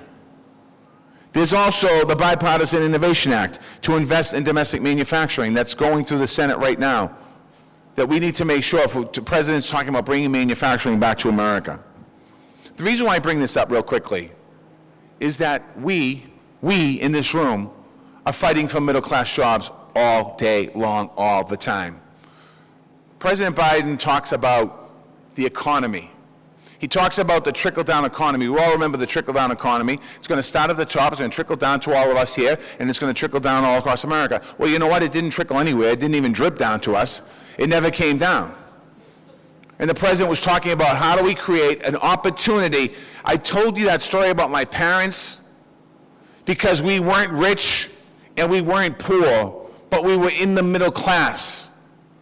And the way we rebuild this economy is the democratic way, from the middle class out and the bottom up to allow families to get into the middle class. Our policies show it, what we say shows it, our organizing shows it. That's what we have to do as Democrats. We have to make sure we continue to fight to give people opportunity to get into the middle class, because that is the American dream. Whether you were born here or not, how do we continue to move forward? That's what we need to do. And I want to say a couple of more words, because when I think about that, when I think about that as mayor of Boston, when I think about that as a state representative, when I think about that as a union member, I'm a proud union member. My union book's in my pocket. I'll never run away from that, because I'm proud to be a member of organized labor, because everything I have, the clothes on my back and my careers and everything I had, is because of the family I got born into and having an opportunity, because those numbers, 223, meant something for me in my house. And that meant something for me to create a pathway into the middle class. Now, I don't want to get too political here today, but I understand that there's, there's a couple of people, a couple organizations. One organization begins with a G and ends with a P, and there's an O in the middle. Are pumping a lot of money into attack ads in New Hampshire. And to be quite honest with you, I come home on the weekends. I'm down in Washington during the week. I live in Washington during the week, and I come home on the weekends, and I'm in the Boston market, the New Hampshire market, and I turn on the TV, and I see these commercials, and I watch them, and I laugh about them, because they're just not true. They're just not true. And I just want to take a minute. I'm not going to go too much into it, but I just want to take a minute. First of all, I love your Senator Maggie Hassan.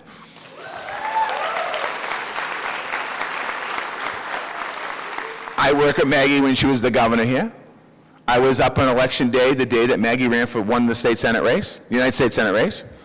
I was in Boston. I was watching the results of the national results. I was disappointed on one side, but I was happy on the other side. I think it was 300 and something votes Maggie won by, and I was pretty excited about that. And I've had the chance to watch Maggie Hassan deliver, taking on big oil and big pharma, and making sure that she's bringing prices down for people in New Hampshire, whether it's seniors or people at the pump every single day, working every day. Front row seat, watch it. Delivering on access to high-speed internet. The Innovation Act, or the Bipartisan Infrastructure Bill, I should say, is going to bring high-speed internet to every community of New Hampshire. Every community. Communities that don't have it today. When kids were sent home for COVID-19 and people were sent home to work, they had to drive to a parking lot of a fast food restaurant to get Wi-Fi access. That's not the case. That won't be the case anymore in our country. Making sure, Maggie talks about surprise billing. I know she probably talked about it today and some other things. Senator Hassan is a leader in the United States Senate. Senator Hassan is an important part of the future of building that middle class we talk about that we want to continue to create.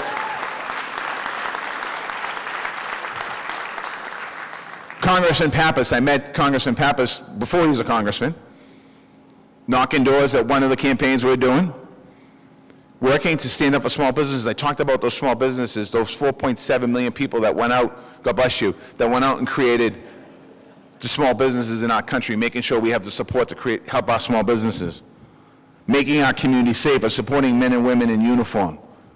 Your congressman is a leader in the Congress, talking about these issues that are important and passing legislation that impacts everyday people from all the different cities and towns in New Hampshire, in the country, working to make sure that that works. Annie Custer, defending reproductive rights, combating climate change, investing in our infrastructure. When you think about it, if you watched the news last night, I watched the news last night, I was watching the weather, and they were talking about the number of states and cities in our town that's going to have triple digits of 100-degree weather. That's never happened before. We have to take climate change seriously. I know we're in New Hampshire. I know we have a lot of coastline here. We need to take it seriously.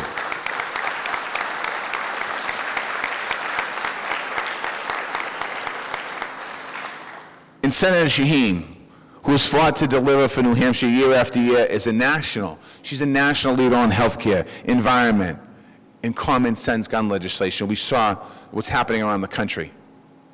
I bring this up to you today, brothers and sisters, because thank you. I want to thank this party, the New Hampshire Party, Democratic Party, for your federal delegation. Because your federal delegation is a snapshot, a microcosm of what we need to continue to keep in the United States Senate and the United States Congress.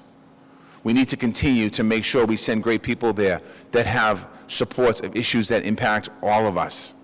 We might not all agree on every issue that we all support, but at the end of the day, it's a big tent.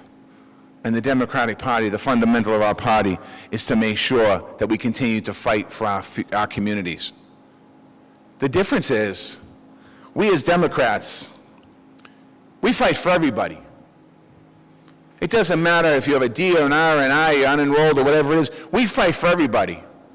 And I say that because when you're a party that fights to make sure that we're getting people into good paying jobs, we're a party that fights to make sure that we protect women's reproductive rights, we're a party that fights to make sure people have access to health care.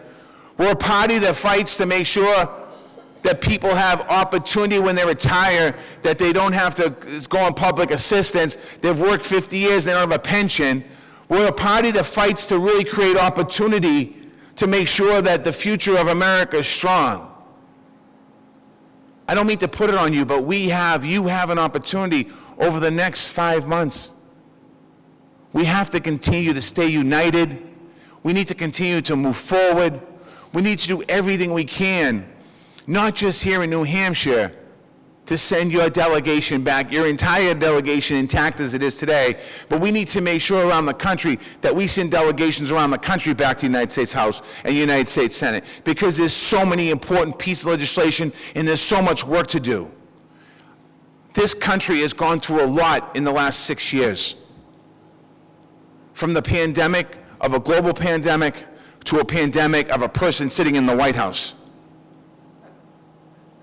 You have, some people got that. All right, so I was sitting here with, I was supposed to round it up really excited. I'm not going to do that. I was sitting here with a task. Okay, so let me just read this task, because I've kind of jumped around again. So I'm asking everyone in this room today, sign up for volunteer shifts with Organized New Hampshire and the New Hampshire Democratic Party. I'm asking you to get 3 of your friends to sign up with you, and have 3 friends sign up as well, so we can do that. I truly believe, I don't care what the poll numbers say, we're Democrats.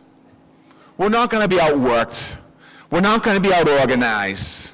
We're not going to be out-passioned. We're going to do everything we can to make sure that we win our race in November. We need you in this room to reach out and to do that. So brothers and sisters, let's make sure we continue to fight, because we're the party that believes in supporting working people. We're the party that actually believes in a middle class, that everyone has that opportunity to get a middle class. Thank you for the opportunity to be here. God bless you. God bless New Hampshire. And God bless the United States of America.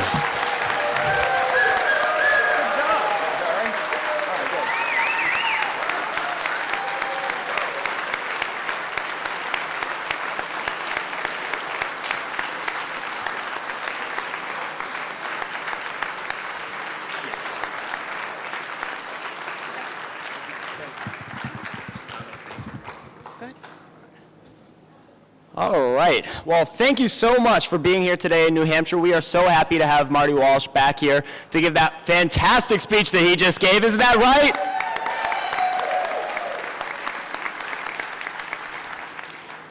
And now, unfortunately, our basketball team here did suffer a tough loss this past week. But we as Democrats, that is the last time we are going to be losing, because we are charged up And we are fired up, and we are onward to victory this fall.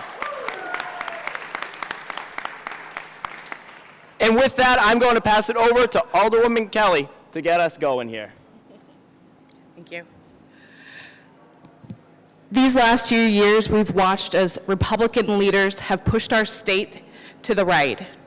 Whether it's passing the Sununu abortion ban, cuts to public schools, defunding Planned Parenthood, or gerrymandering, Republican leaders in the House, Senate, Executive Council, and the governor's office have led our state down a dangerous path. The good news is the Democrats have brought the fight, standing up for our New Hampshire values. And this fall, we're going to take back the House, Senate, Executive Council, and the corner office and bring real leadership back to Concord. I'm excited to hear from our next speaker and talk about our outstanding Democratic leaders. So please welcome to the stage Chair of the Democratic Victory Campaign Committee, Representative Matt Wilhelm.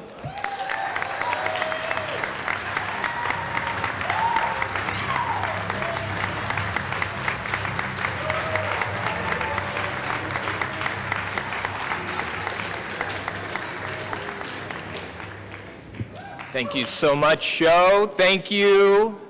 New Hampshire Democrats, how we feeling? For those who don't know, the DVCC, you're going to hear about the DVCC as we go over the next few months. It's the newly reorganized and re-energized campaign operation for New Hampshire House Democrats, and it reflects a recommitment to our caucus's electoral work and a transformation into an increasingly professionalized and data-driven organization, laser-focused on flipping the New Hampshire House from red to blue in November. And let me tell you, the stakes could not be higher. And that is because House Republican Majority Leader Jason Osborne, who first moved to New Hampshire as part of the Free State Project for the express purpose of taking over and dismantling state government, has since risen to the #2 leadership post in the State House. And in doing so, he has facilitated a radical takeover of the House Republican caucus that stands in stark contrast with the values that we hold as Granite Staters. Friends, this isn't my grandfather's Republican Party. Jason Osborne and House Republicans like to say that they're for liberty and freedom, but their voting record tells an entirely different story. They've restricted the freedom of our kids' hardworking teachers, restricting them from teaching our painful yet undeniable history of racism and sexism, and they've stood behind Commissioner Frank Edelblut and his allies' bounty threats to make sure that teachers fall in line. House Republicans have also restricted the freedom of New Hampshire voters, restricting their right to free and fair elections by gerrymandering our maps so the partisan outcome is all but predetermined, and making it harder and more burdensome for Granite Staters to vote, including now requiring provisional ballots, signed into law just yesterday by Governor Sununu. And let's not forget restricting the freedom of medical patients to make deeply personal reproductive health care decisions under the consultation of their doctor. Instead, House Republicans have hijacked the state budget in order to insert government in that decision-making process, passing the first abortion ban in our state's modern history with no exceptions for rape, incest, or neonatal fatalities, and an ultrasound requirement. Jason Osborne and the House Republican caucus have been working overtime to chip away at our rights and our freedoms in order to exert control and power over Granite Staters. And I'm not sure about you, but that doesn't sound like liberty to me. And now that he's had a taste of power, we don't have to look any further than Jason Osborne's own Twitter account, which became public over the weekend following his totally bizarre WMUR interview with Adam Sexton, to whom Osborne referred to as Mr. Newsman. Did anyone see that? If you haven't seen the interview, you gotta watch it. If you want a preview of the type of policy ideas that Leader Osborne, or worse, Speaker Osborne, would pursue with a Republican House supermajority, then look no further than his Twitter feed. Filtering out the conspiracy theories and rape jokes, you'll find some pretty interesting, if not completely shocking, policy proposals. One of Osborne's most disconcerting tweets was published just last Saturday, in which he proposes as a quote, ready? Common sense gun safety proposal that New Hampshire school children receive annual in-school firearms trainings at every grade level. I'd be laughing too, but as a parent, it frightens me.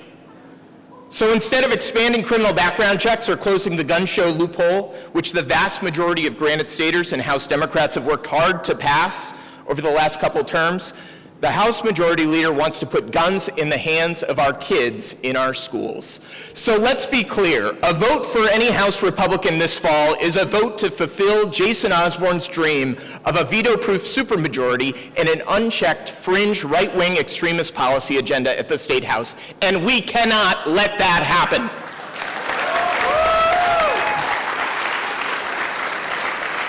Now, with the start of the January 6th hearings, there's been a lot of talk about right-wing extremism on the national news. But there's a local element to all of this that should not be overlooked. I'm sure we all remember where we were on January 6th, 2021. My House colleagues and I were at our now infamous drive-in session at UNH. Republicans had just elected a new speaker, Sherm Packard, who gave a rather unprecedented, hyper-partisan speech, completely mischaracterizing Democrats' positions on a number of policy issues. And then over the course of the day, we began to read, hear, and watch the shocking reports out of D.C. about the violent attack on the U.S. Capitol and our democracy. A resolution condemning the violence was swiftly drafted and introduced, and then a roll call vote was taken. A small number of representatives voted against the resolution, against the condemnation of violence. The next day, when alerted to what one could only assume was a mistaken vote, a few reps chose to correct their votes with the House clerk so that the permanent record reflected that they were actually on the right side of history and against the violent insurrection. Yet when the House Journal was published, it was revealed that 30 House Republicans inexplicably voted against the peaceful transition of power and failed to make any correction. So now their vote, and what could only be interpreted as support for Trump's big lie and violence against Capitol Police, is now enshrined in the House Journal for the rest of time. Which is to say nothing of the 13 House Republicans who voted this spring in favor of secession from the United States. Look, these Republicans, they must be asked about their votes and whether their sworn oath to the constitutions of the United States and the state of New Hampshire means the same to us as it does to them.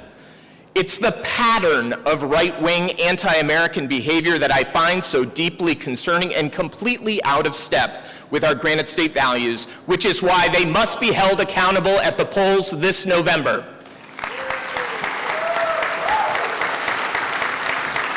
Now, thankfully, we have an incredible slate of Democratic candidates that have courageously answered the call of their neighbors to step up and run for 390 House seats across the state.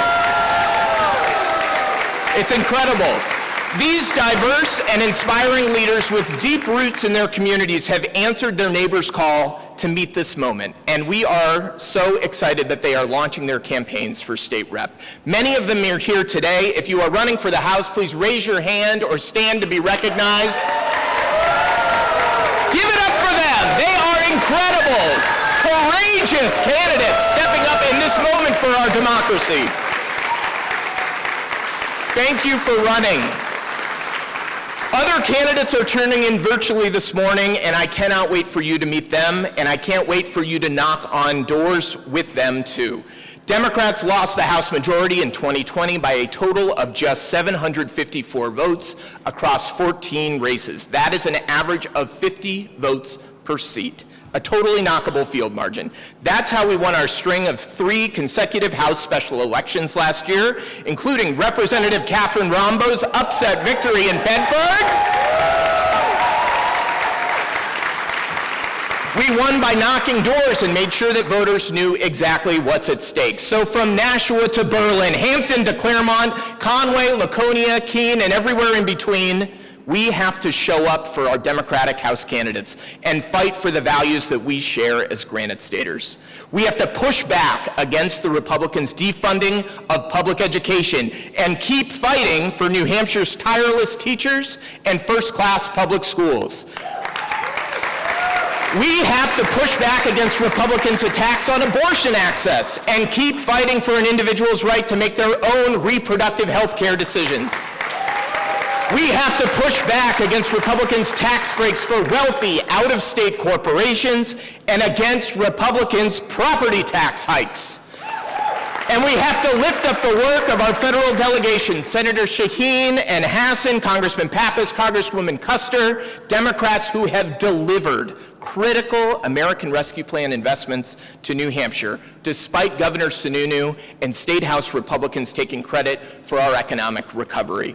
We have to stand up for democracy and for decency. We have to stand up for workers' rights and women's rights and LGBTQ+ rights, stand up for science, for the environment, and for our clean energy future. Stand up for kids, our seniors, and our communities, because when we stand up, and more importantly, when we show up for one another and our values, we will send a message that is loud and clear, and that is that right-wing extremism is wrong for New Hampshire. Friends, Jason Osborne and House Republicans have proven that they simply cannot be trusted with our freedom. Just look at what they've done with abortion rights, free speech rights, and voting rights over the last 2 years. They are executing an extreme ideological agenda in Concord, which has left our state unrecognizable to those of us who grew up here. We need you in this fight with us, so I look forward to seeing you out on the doors as we knock our way to victory and to a Democratic House majority in November. Thank you so much for your commitment. We can do this. Thank you. And friends, it is now my pleasure to introduce the leader of the State Senate Democratic Caucus, Donna Soucy.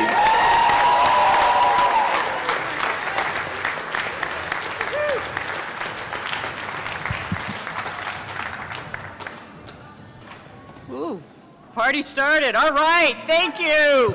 Good morning, New Hampshire Democrats. Say good morning. Come on, let's feel the energy. Welcome to Senate District 18. Today it all begins. Today we reclaim our majorities in the legislature, and today we bring back sanity, civility, and respect to the people of the state of New Hampshire. You know, it's a relief to be out of the legislative session because, boy, the last 5 months have really told you what the Republican Party is about. There is no question. They can't even agree amongst themselves. They're busy fighting with themselves. They're busy attacking their own governor. And that's going to give us the opportunity to seize the day and reclaim the majority in the legislature. You know, some days it's really hard to sit back and watch some of the crazy things the Republicans have done. And, you know, the House doesn't have the exclusive. The Senate's right there with them, let me tell you. They wasted thousands of taxpayer dollars trying to gerrymander legislative districts, congressional districts, executive council districts, all because they're truly bankrupt of ideas, and it was the only mechanism they could use to try to gain a favorable advantage. Well, it isn't going to work, let me tell you.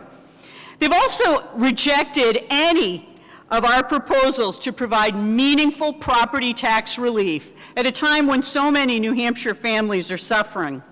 They created a voucher system for education that siphons money out of public education, and they have disrespected the hardworking teachers here in the state of New Hampshire. And the Republicans And the Republicans have attacked women's rights. There's no question. The Republicans are wrong on abortion, despite the fact we repeatedly gave them the opportunity to do the right thing, to vote to codify Roe versus Wade. The Republicans simply said no. Well, let me tell you, if you want a state Senate that recognizes the challenges of New Hampshire families, if you want to ensure that people can earn fair wages, that they have access to child care, and that they have the right to organize and collectively bargain here in the state of New Hampshire, you need a new Senate majority. If you want a legislature or a state Senate that values public education and wants to fund it and values the work of our hardworking teachers, then you need a new Senate majority. And if you know, as I do, and people around the Granite State know, that women should make their own decisions about their own health care and should have access to safe, legal abortion, then you need a new Senate. You need a Senate majority, and we're going to make that happen. And let me show you exactly how we're going to make that happen.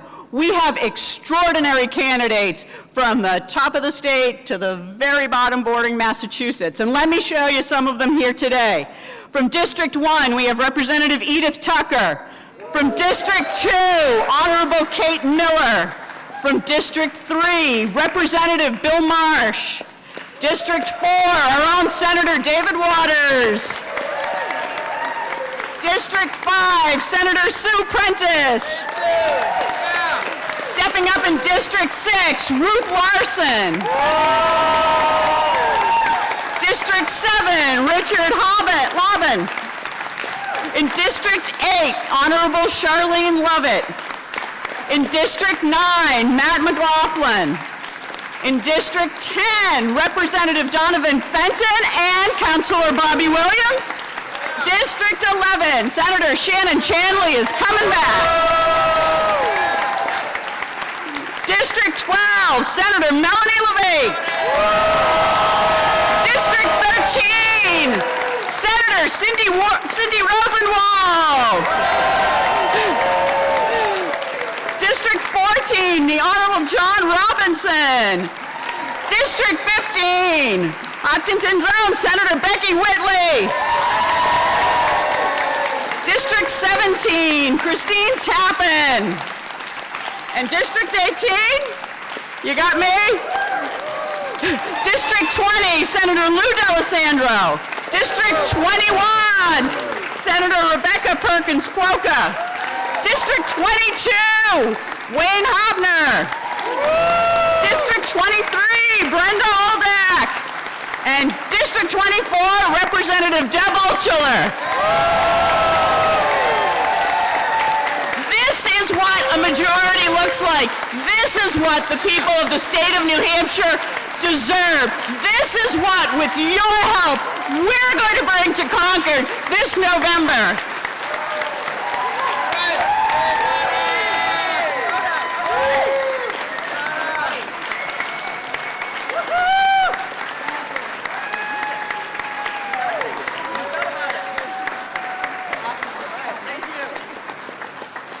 All right, can you feel it? Can you feel the excitement?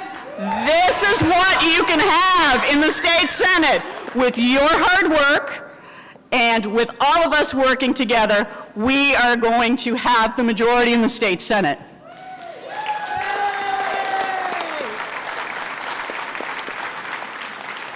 But we also need one more majority. A really dear friend of mine has been doing yeoman's work.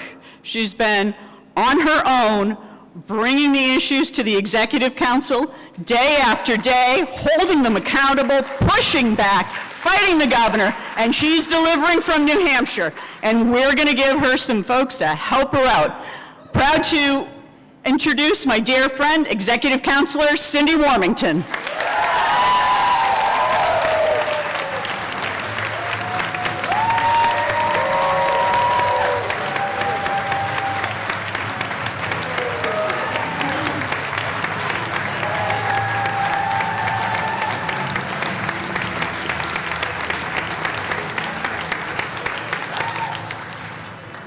Good morning. It's still morning. So wonderful to be here and to see all of you, and thank you for that wonderful welcome. So I'm here to talk about the Executive Council Campaign Committee. But first, what is the Executive Council?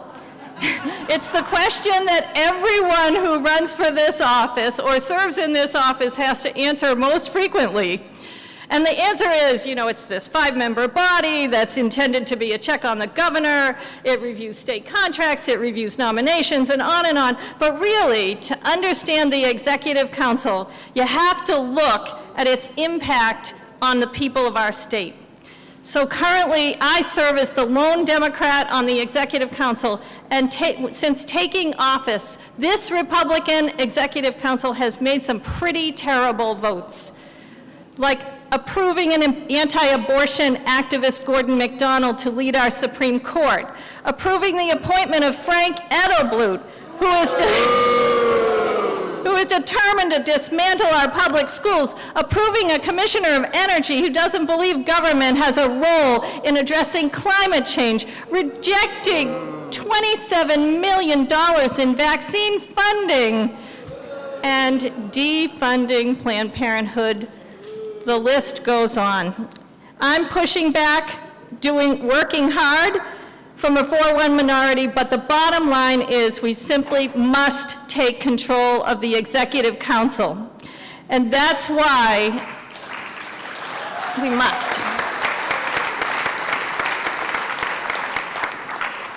That's why I've been working hard to build a majority since I was elected.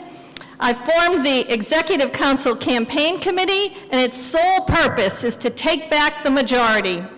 We have been hiring staff, raising money, executing a communications plan to raise awareness about the Executive Council, and recruiting and supporting candidates.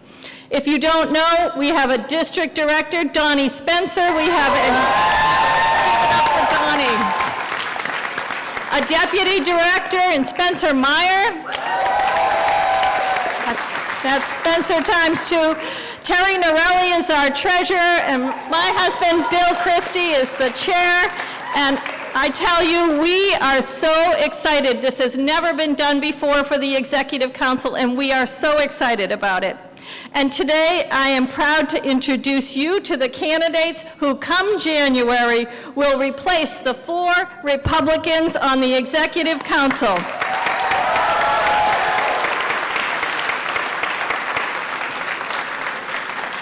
In District 1, which includes cities and towns from Dover and Summersworth all the way to the Canadian border, please welcome the Mayor of Summersworth, Dana Hilliard.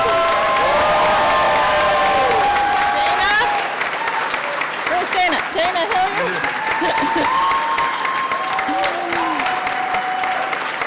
Dana is a 5-term mayor of the city of Summersworth, a lifelong educator and school administrator. He's served 5 times in the New Hampshire House of Representatives, 4 times on the Summersworth City Council, and he is going to be a great executive counselor.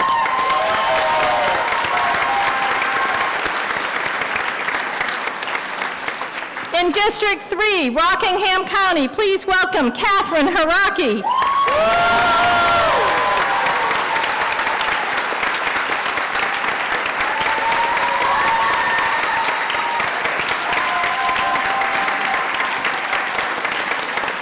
Catherine is chair of the Hampton Budget Committee. She was born and raised in Hampton and has career experience in international business and diplomacy, and we are so lucky to have her to run against Janet Stevens in District 3. She is going to be great.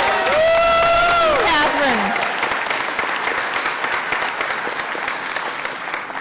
In District 4, Manchester and surrounding towns, we have Senator Kevin Kavanagh.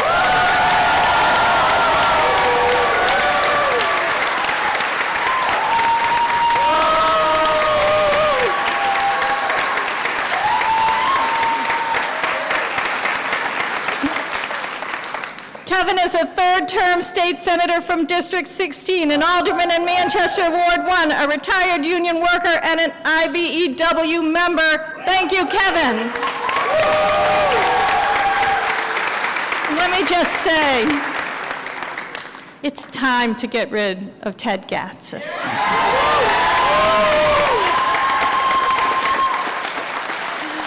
In District 5, Nashua and surrounding communities, please give a big hand.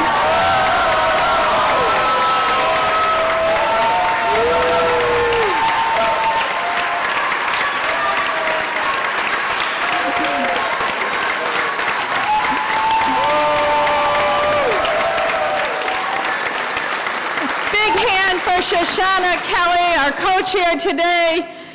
Shashana is a mom, a business owner, an alderwoman at large in the city of Nashua. She's now running to be the first person of color ever elected to the New Hampshire Executive Council.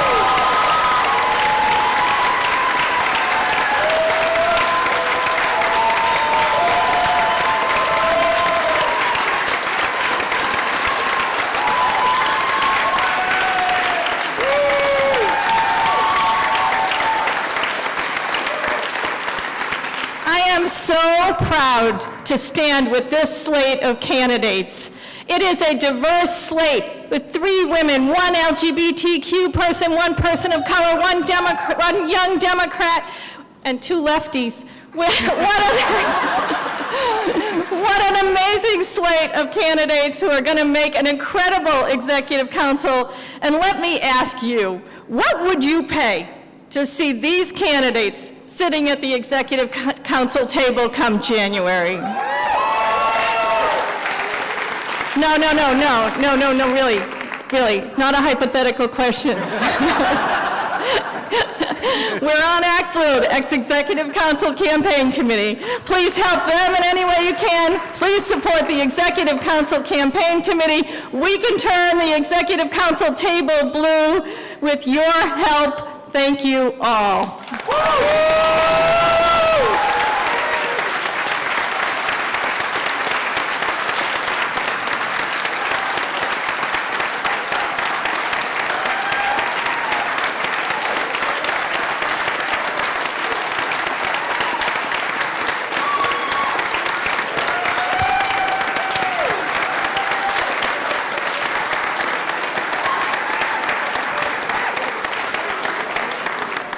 Thank you, and now it is my pleasure to introduce to you a leader we can trust to get New Hampshire back on track, the next governor of New Hampshire, Dr. Tom Sherman.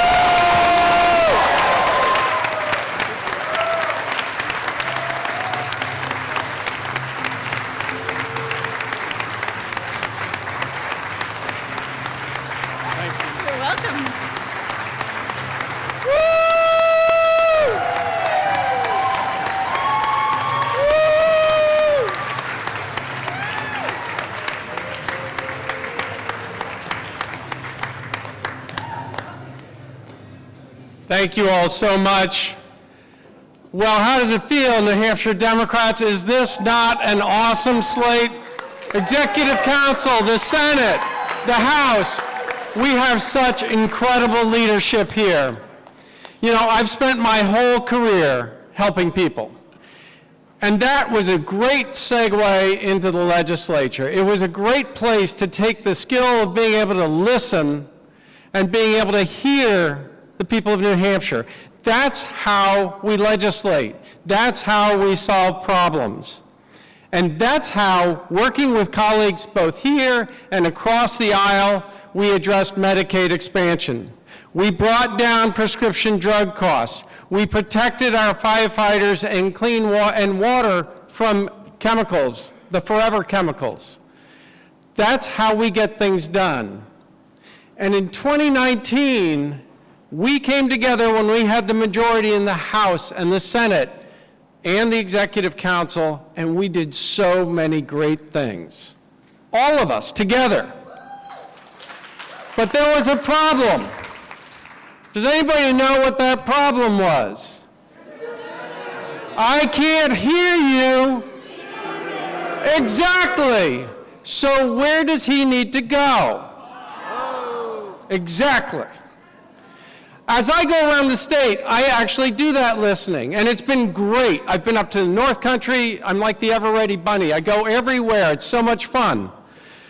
But people are concerned. People are concerned about rising property taxes and housing costs. Families are worried they can't afford to stay in their own home, homes that have been in their families for generations. And their kids, this is a New Hampshire tradition. The kids come back, the grandchildren come back, but there's no place for them to live. I was in Jaffrey, and I was talking to a woman who was afraid her children couldn't afford the property taxes of the house that she would love to give to them. These are real problems, and they are problems that Granite Staters are facing. And businesses can't find workers. We're up in Lancaster. These are really great jobs that are available. Camp program director, no housing, no program director. Child care. We have so many children waiting for child care. And as Jean Shaheen just told you, the governor's sitting on $29 million of funding that they gave him for specifically that purpose. And finally, the anger and the vitriol that we see coming out of this Republican legislator and out of this governor's office. It's nasty. But we showed them in March that we're above that. We showed them in March that we can get beyond the anger and vitriol, and we can elect sound leadership across the state in our town elections, in our municipal elections. And that's exactly what we're going to do in November. Because Sununu's response for all of the problems that he now has is to blame Washington. I think he forgets that he's actually governor, and he can actually do something about it. I've come to call him the crisis governor. Have you noticed this? Everything that happens in the state of New Hampshire seems to be at a crisis level, and it is. He's making crises, and he's let crises fester. Think of it. Mental health. 51 children in our ERs a year and a half ago. Is it much better now? No. Mental health for adults. ER boarding problem. It's still going on, folks. These are problems that Democrats can address and solve. We know we can do it. Others, he's actually caused. He's taken the state so far off track. Since when, in the live free or die state, have we told women we don't trust them to make their own health care decisions? He owns the abortion ban. It's his.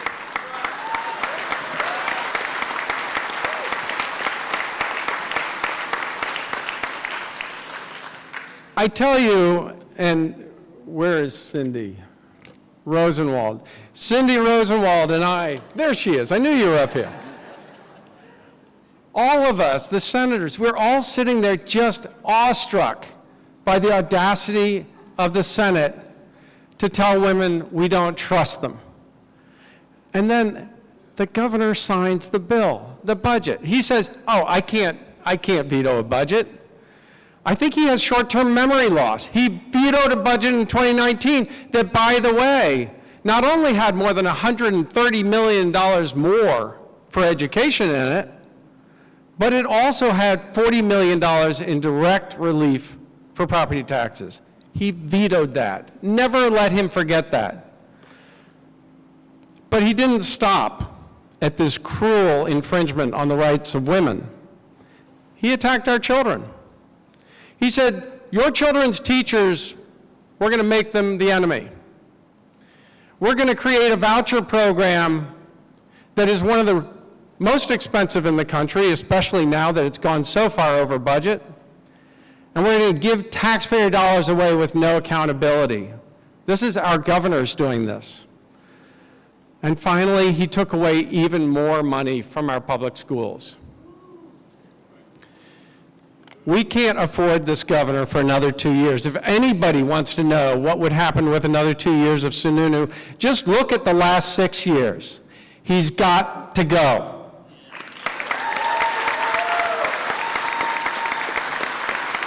And when he does go, when we send him packing, we will see a new New Hampshire. We will see a New Hampshire that gets back to our values, gets back to our communities, recognizes that our children and their public schools are so important, and that the teachers are our partners, not the enemy.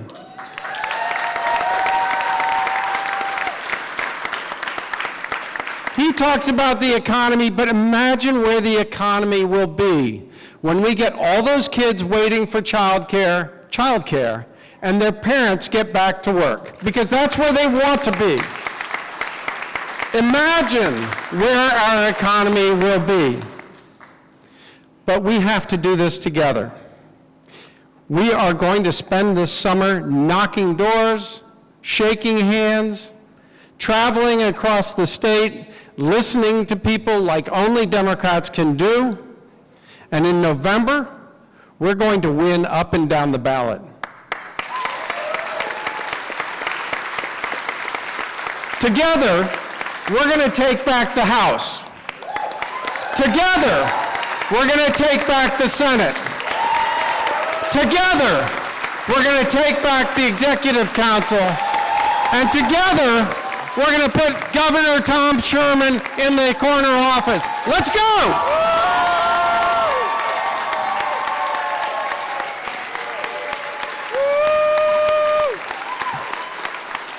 Thank you.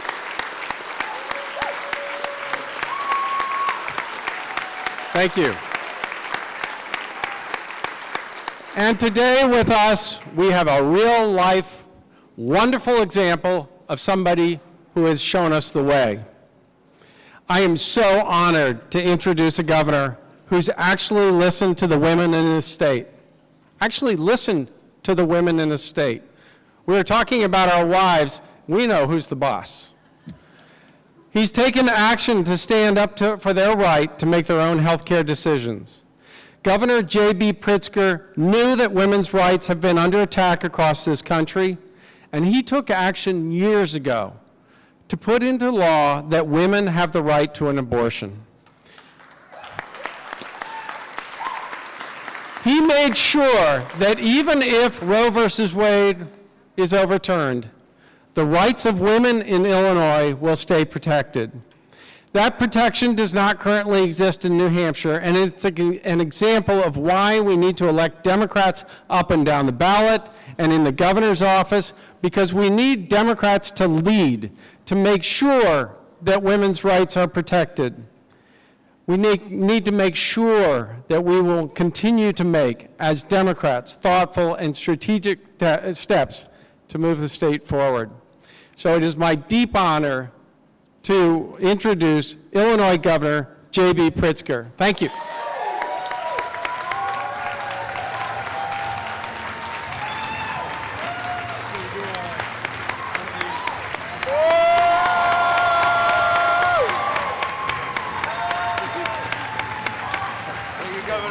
Thank you. Well, thank you so much to Tom. As an Illinoisan, I'm excited to see we have a Northwestern University graduate running for governor of this great state. Tom will be a great governor and a compassionate leader who will restore a woman's right to choose and fight like hell for working families.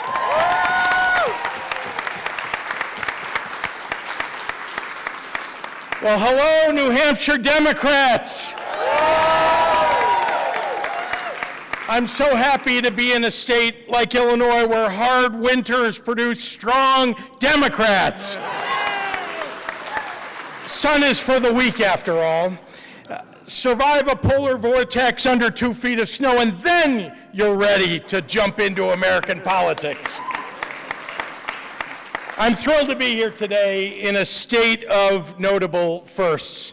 After all, New Hampshire was the first colony to declare independence. You were the first state to send an American into space.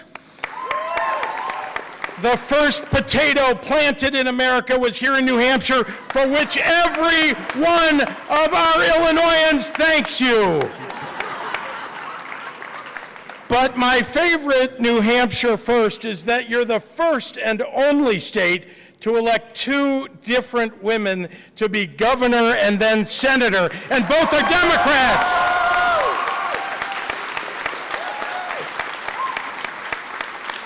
It gives new validity to your old slogan, always first, always right. And these are two strong women. Vladimir Putin is so scared of Jean Shaheen, he banned her from Russia. And Maggie Hassan frightened Chris Sununu so badly, he cowered right back to the governor's mansion. Well, he won't be there very much longer.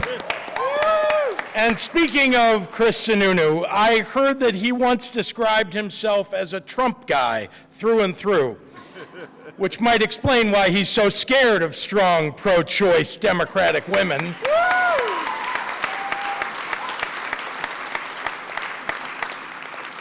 But I don't blame Governor Sununu. I wouldn't want to run against Maggie Hassan either.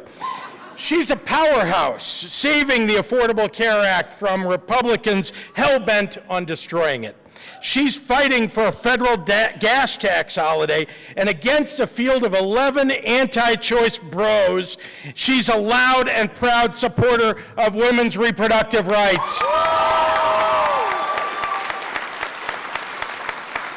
And we need to send Annie Custer and Chris Pappas back to Congress. Folks, in the history of the United States, it has never been more important to elect Democratic governors and Democratic members of the House and Senate. I first ran for governor of Illinois in 2018. The state was facing unprecedented challenges because we had a Republican governor who decided to hold the state budget hostage. Things in Illinois government were a mess. My friends thought I was crazy to run for governor. They told me state government couldn't be repaired. And anyway, who would vote for someone like me? Look, I'm a Ukrainian American, Jewish.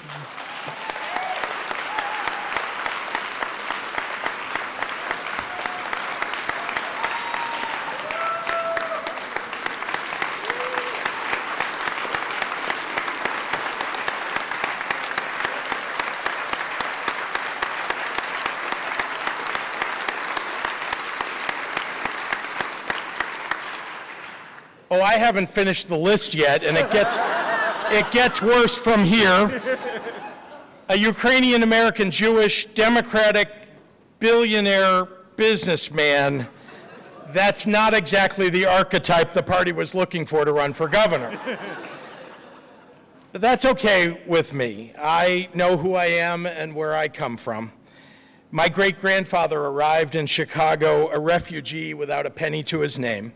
When the Russians were killing Jews in Ukraine, a refugee assistance organization gave him a ticket on a ship bound for America and sent him to Chicago. They found him a place to live, and he got a free public school education.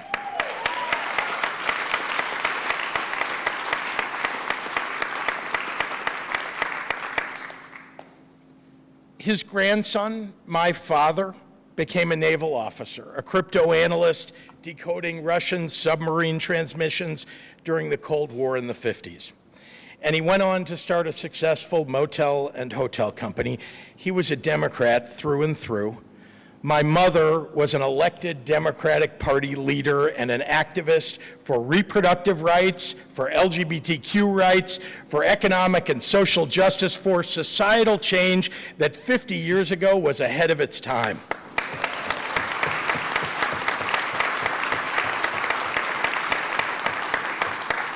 Look, I've been lucky in life, and I know it, and that's why I've worked hard.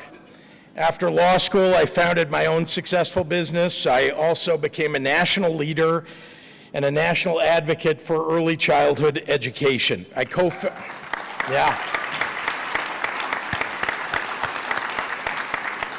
co-founded a Holocaust museum, started the world's #1 small business incubator, chaired the Illinois Human Rights Commission, and helped elect Democrats for more than 30 years.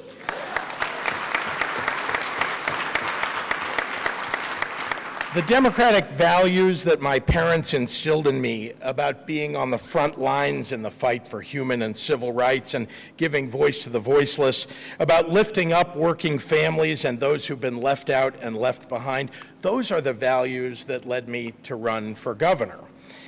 My slogan when I ran for that campaign was "Think Big." And yes, it was a pun on my size. But it was also an expression of what I believe. Small-mindedness only produces small results. I believe in being bold and setting goals that seem improbable but are attainable if you provide a vision and then inspire others to join in the endeavor. I believe in our democratic values and our ability to deliver. So I promised big things. I said I'd raise the minimum wage to $15 an hour.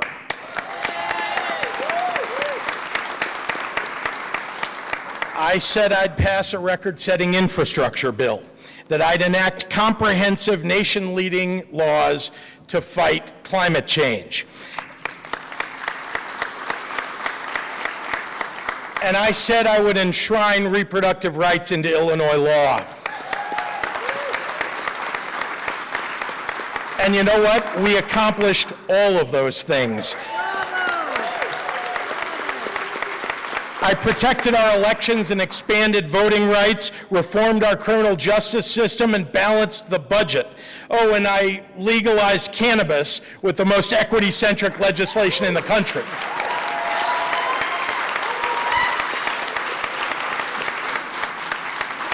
Now, I couldn't have done that without the help of a Democratic legislature willing to vote for big change.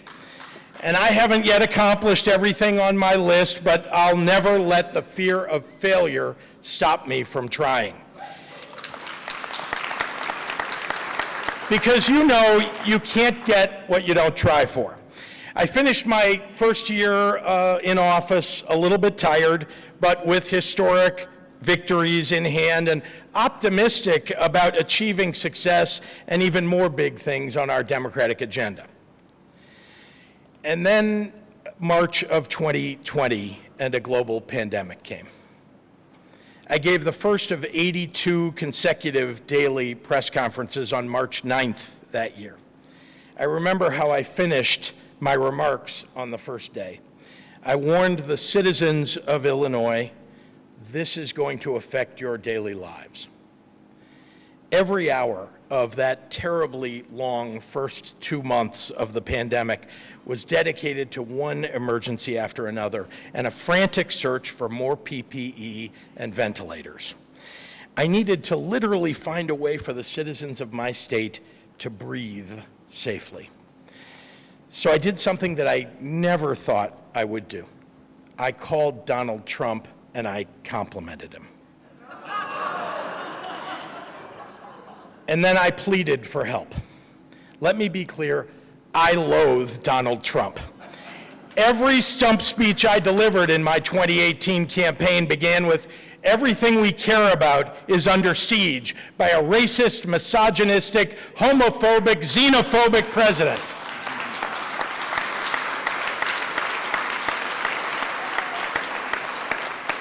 And I know I wasn't exactly subtle. On March 23rd of 2020, though, I knew I needed to swallow my pride and lean on that man's ego. I sat at my desk and I wrote myself a script because I generally wear my heart on my sleeve, so there was every likelihood that I might blurt out narcissist or bigot while I was making my request. So I needed to write it down. And then I asked myself to get President Trump on the phone. I asked my staff. He got on the call, and I said, like you, Mr. President, I'm a former businessman, I told him. I normally don't like government interfering with the commercial market, but with regard to ventilators and PPE, if you could invoke the Defense Production Act, it would stop the price gouging and put some order in the market. I told him, if you have the power now to save lives, you need to do it by controlling the distribution of these goods, and we need your help.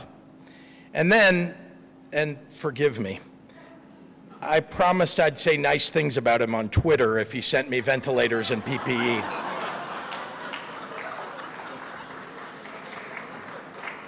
So Trump told me he'd get back to me.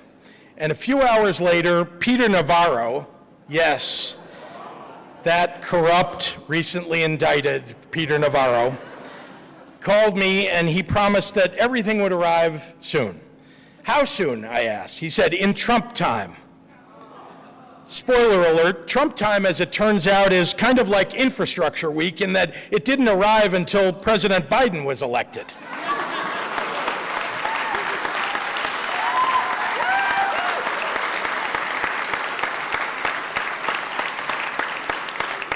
When Trump decided that it would be better for his reelection if he politicized the pandemic, we had to refute his attacks on science, endure threats against our homes and our families, and an unending Republican stream of misinformation meant to weaken our resolve. We grieved the dead. We mourned with the living. We yearned for a White House that would have our backs.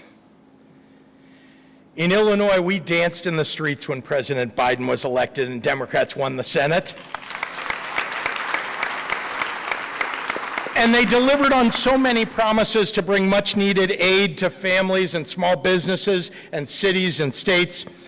You know what Republican elected officials in my state did before and during the pandemic? You're going too fast, they said. People aren't ready for this. You're doing too many things at once. They said they wanted to stop mitigations and deliberate about the pandemic. They celebrated any setback. They diminished every victory. They made it harder every day to help working families and those who rely on government services to make ends meet. They tried to distract from solving actual problems by yelling about fake ones. They were enraged because I told voters I would do big things, and then I got those big things done. One truism in politics is no one ever voted anyone into office to think small, to go slow, or to act indecisively. And Republicans know this, but their game plan is to convince us, their opposition, that the most obvious of our political instincts are wrong. And unfortunately, it's a game plan that's been working. In 2022, we are living in an entirely new world, and politics does not handle new very well. Politicians in general like to reach to the past when they're trying to navigate forward, but our view of the past is a stone at the bottom of a river, all of its rough edges and scars smoothed over and evened out by time and pressure. That sometimes leads to dangerous nostalgia. Republicans know that we can't live in the old world anymore, but they have some Democrats convinced that our party shouldn't try to embrace a new one. That's dumb, and it's dangerous. These past few years, they've been so hard. And I feel it's important that we say that. It's hard to manage your family through the pandemic, a pandemic that's still lingering. It's hard to pay a grocery bill. It's hard to take a vacation or afford gas. It's hard to find an affordable apartment. It's almost impossible to buy a house. And it's hard to find baby formula and now tampons. It's hard to schedule a doctor's appointment without a several-month wait. It's hard to find a used car or purchase a sofa that will arrive before your toddler leaves for college. Life is hard right now, especially for those who have traditionally been marginalized. And we don't do ourselves any favors by pretending it's not. The Republican game plan is to get each of us to feel alone in a struggle we're all facing together.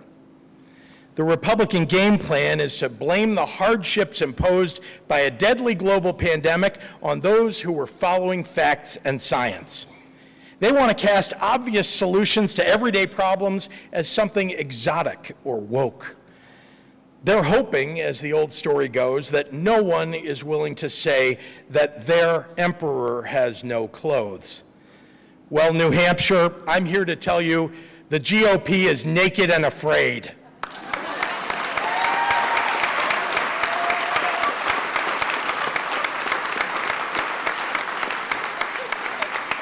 They're afraid of workers' rights to organize and bargain.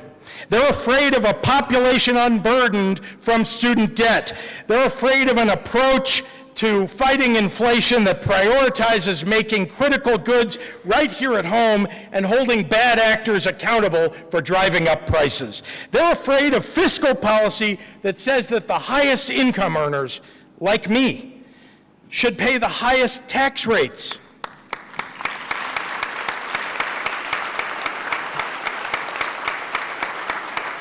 They're afraid to unshackle the poor because it goes against their belief that they somehow deserve to live in poverty. They're afraid of a Democratic agenda that prioritizes building wealth in black and brown communities, in communities that have been left out and left behind. They're afraid when Democrats say plainly that you can't pull yourself up by your bootstraps if you never had any boots.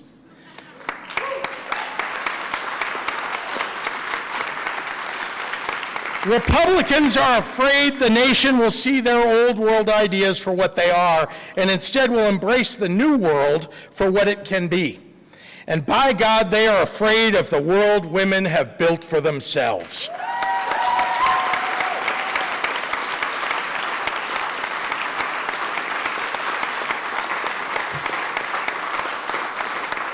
Birth control, fertility treatments, the morning after pill, and safe access to abortion. These things have allowed women to decide how and when and if they'd like to start a family. It enabled women to marry who they want to, when they want to make choices about their careers and education and financial stability and happiness. It gave women who desperately wanted children the chance to actually have them without being subject to the whims of genetics or fate. Raise your hand if you know someone or love someone or are someone whose life was changed by the entire rainbow of reproductive choice. Well, that's the era of empowerment that Roe v. Wade ushered in. Women in this country didn't have real autonomy until they had the legal right to control their own bodies. That absolutely terrifies Republican politicians. They've spent literally half a century trying to make us think that abortion is not something that should be available to everyday women. The right wing has actually made the word abortion verboten to say. They're trying to take it out of the political lexicon because when you make a word shameful, you make the people associated with that word shameful as well. It was purposeful and it was diabolical. It meant Democratic politicians have spent decades trying to figure out how to talk about women's reproductive health without actually talking about abortion. It allowed the far right to advance breathtakingly sinister policies. It enabled this very moment that we find ourselves in, days away from a Supreme Court decision that will allow laws that criminalize abortion, laws that will put women and their doctors in jail for a medical procedure. They don't even make an allowance for cases of rape or incest or the health and life of the mother. Illinois' Democratic women legislators were never fooled by the GOP's sleight of hand. For the last 5 years, they have worked to advance and pass legislation taking trigger laws off the books and making sure that even though we are surrounded by states working to criminalize abortion, Illinois would remain fiercely pro-choice.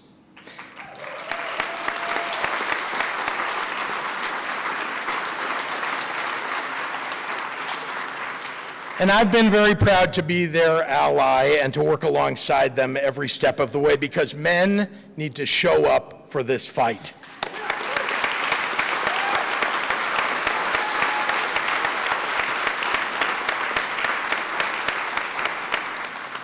All of us need to be every bit as focused and purposeful in guaranteeing the right to choose as the radical Republican right has been in trying to take it away.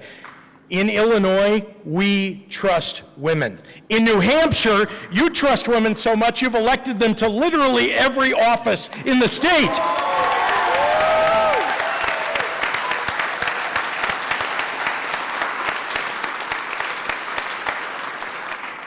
We together need to fight for a country that shares our pro-women, pro-choice democratic values. The Republican Party is so afraid of the power and influence women have achieved in our society that they're seeking to shame and criminalize your very autonomy. And they're playing the very same game with guns. For a full year, Republicans have been screaming about crime. They particularly like to target my home city of Chicago. Just for the record, Chicago should be no one's punching bag. It's a beautiful city that boasts glorious summer festivals, the very best cultural institutions, entertainment, and food, and the kindest and most amazing people you will ever meet. It's the birthplace of gospel music and the Blues Brothers. It's where Barack Obama is from.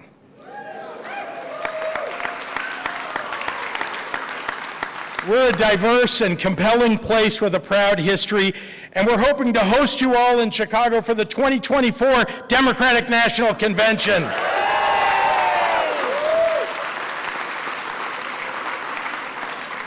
So just like it is in every major city and state around the country right now, crime is a problem in Illinois. Republicans are hell-bent on making you believe that the solutions are simple. They begin and end with veiled rhetoric that points at black and brown people, and then they scream, "Lock them up." Reducing crime, though, starts with real investments in proven violence interruption programs, youth employment, funding for mental health and substance use treatment, and providing law enforcement with the resources they need to solve crimes. But make no mistake, dealing with crime also involves getting guns off the streets. And man, oh man, is the GOP afraid we're going to start saying that more loudly and more purposefully than we have in the past. Illinois has some of the strictest gun laws in the country. Our people and our politicians are willing to do a lot to get the weapons of war off our streets. Just last month, I signed a bill banning ghost guns, which are untraceable firearms that can be bought online. And Illinois was the first state in the Midwest to do this. But do you know where nearly 60% of the guns that are recovered in Chicago are from? Out of state. Out of state. We're doing everything we can to get guns out of the hands of criminals in Illinois, but because of the Republican politicians, those efforts often feel like pushing back the tide with a broom. We lost 19 children last month in Uvalde, Texas. 19, 9, 10, and 11-year-olds. We lost 2 teachers who laid down their lives for their students. All because a murderer waited until his 18th birthday when it would be legal in Texas for him to purchase an AR-15. The same weapon that has been used in almost every mass shooting in the United States because of its unrivaled capacity to kill dozens of people in such a short amount of time. We've lost so many children to gun violence. Whether it's a horrific mass shooting in Texas or a stray bullet in Chicago. And here is where the Republican game plan is the most audacious. They want to distract you into believing that gay marriage, black history, Disney World, and library books are more of a threat to our children than an AR-15.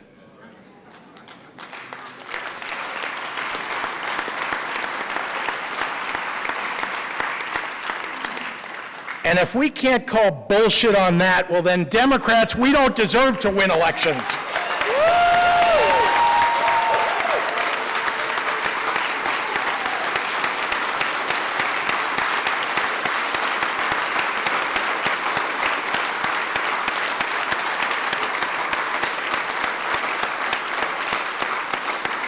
Do not tell us that a 10-year-old is too young to learn about the history of slavery, but not too young to run active shooter drills and learn how to play dead if a gunman shoots up the school. Do not claim to support parents' rights until you're willing to protect the right of our children to live. Do not lecture us about crime until you're willing to do something about guns.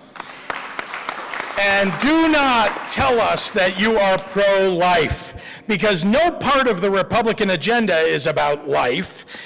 Because if it was about life, health insurance would cover every last cent of giving birth.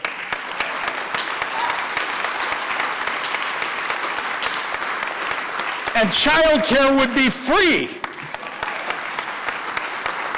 Because if it was about life, we'd have the best family and medical leave policies in the entire developed world instead of the worst. Because if it was about life, refugee children coming here to escape violence would be embraced instead of incarcerated.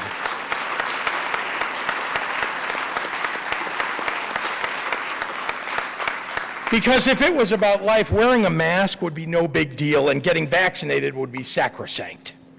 Because if it was about life, there would be a bunch of kids from Sandy Hook Elementary School graduating from high school this year.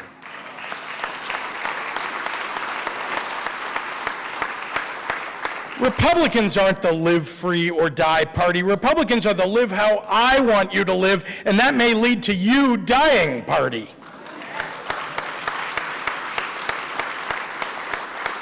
And they're counting on us to be so numb to it all that we will just give up. Our majority isn't silent, it's exhausted. And I'm worried that people won't wake up if someone doesn't start yelling. I'm done with Democrats pretending that we can find political success in a watered-down mishmash of policies that neither offend nor enlighten but merely satisfy. I don't want platitudes to replace passion or cowardice to replace candor anymore. I want to keep the promises that were made to people who elected us. I want the LGBTQ community to know that we're not going to let them be forced back into the closet.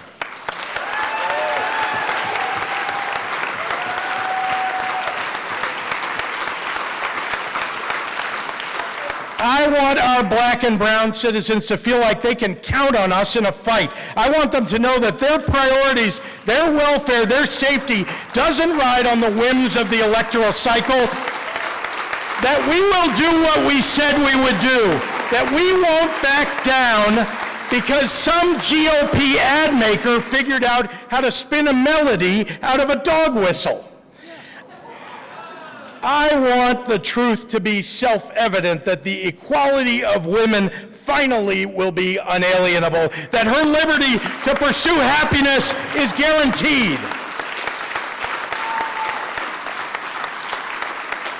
Ours is the real patriotism. For free and fair elections, for a system that makes it easier to vote, not harder, for politicians who honor the nation George Washington founded, that Abraham Lincoln preserved, and that Martin Luther King battled for the soul of. We stand with the people who barred the doors at the Capitol on January 6th, not the ones who are trying to knock them down.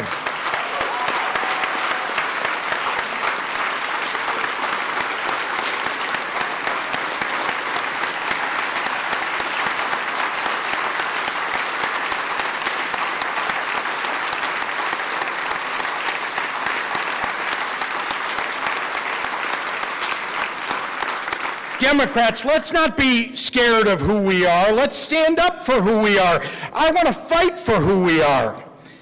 The challenges that I faced as governor the last few years have brought an unusual clarity to my thinking that I can't quite escape. There was a point in March of 2020 when a member of my staff went to the whiteboard in my office and she drew two bubbles. One said, more people die. The other said, less people die. That was the simplest and most effective decision tree for everything that we did during those first terrible months of COVID. We looked at that board and asked ourselves, would the choice we were making right then lead to more or fewer people dying? Because in the end, nothing else mattered.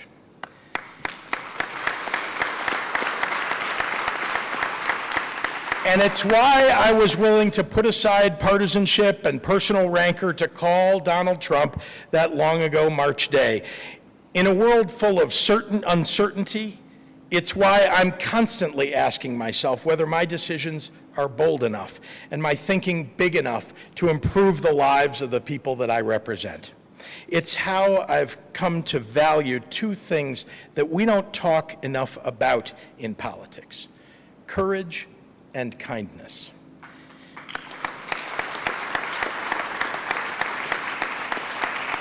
You know, we've been led to believe that real courage is flashy, that it walks onto stage and tells us it's there and has grand gestures and big headlines. But that's not real courage. Real courage is persistence in the face of endless struggle, where victory feels nearly impossible.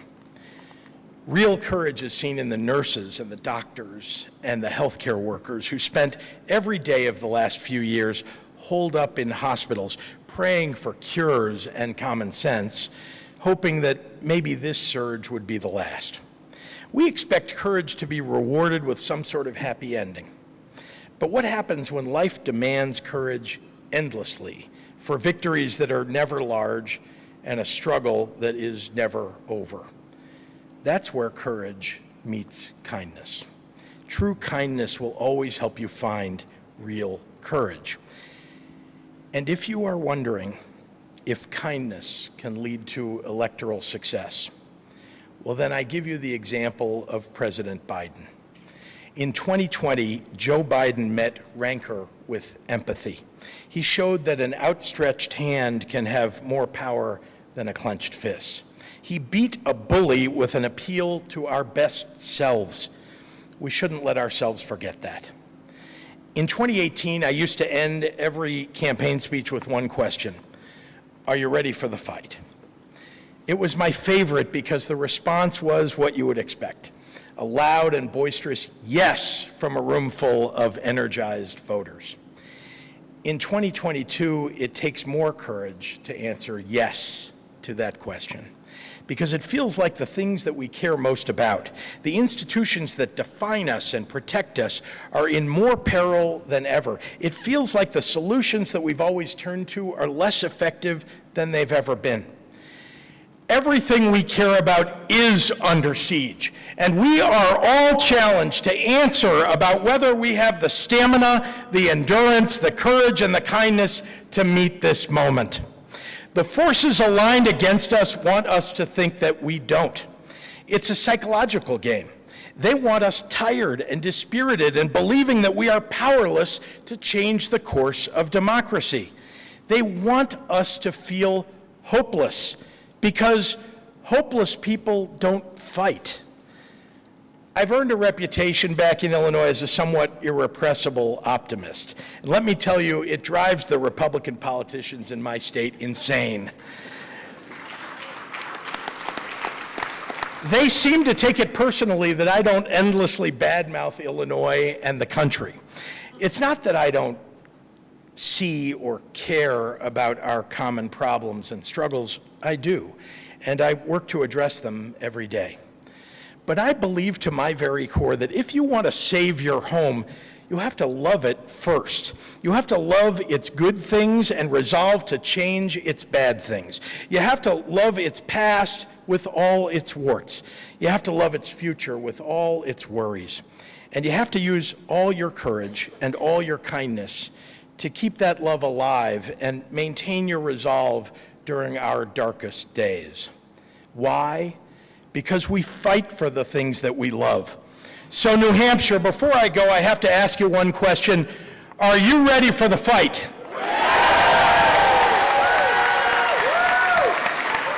Are you ready for the fight, New Hampshire? Are you ready to fight with Jean Shaheen for Tom Sherman and Maggie Hassan? Are you ready to fight for Annie Custer and Chris Pappas?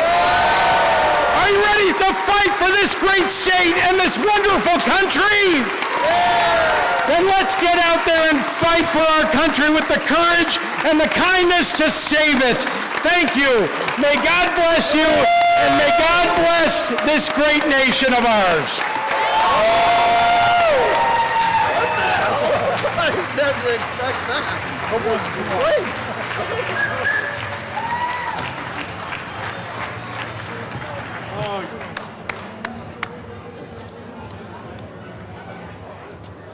Wow.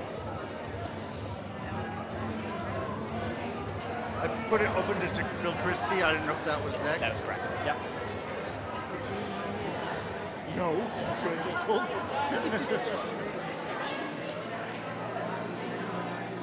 All right. All righty, wasn't that a wonderful speech? And thank you to Governor Pritzker for being here today to give those kind remarks.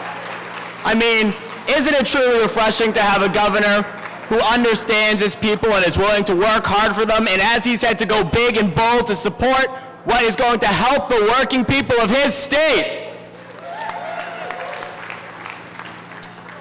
And next up today, I would like to introduce our parliamentarian, Bill Christie, as he reads the Rules Committee report.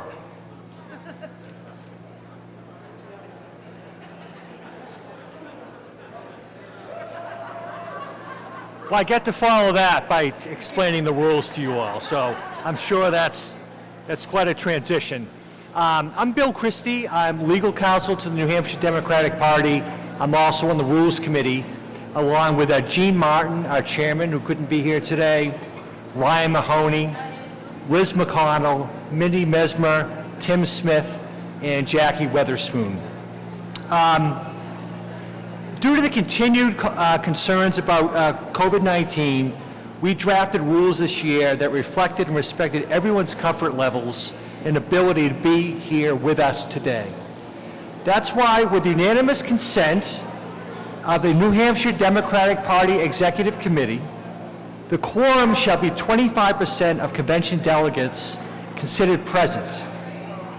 Delegate voting on the adoption of the proposed rules for the 2022 convention shall be considered present, allowing us to hold a convention with people in present here and people participating by voting and everyone being counted.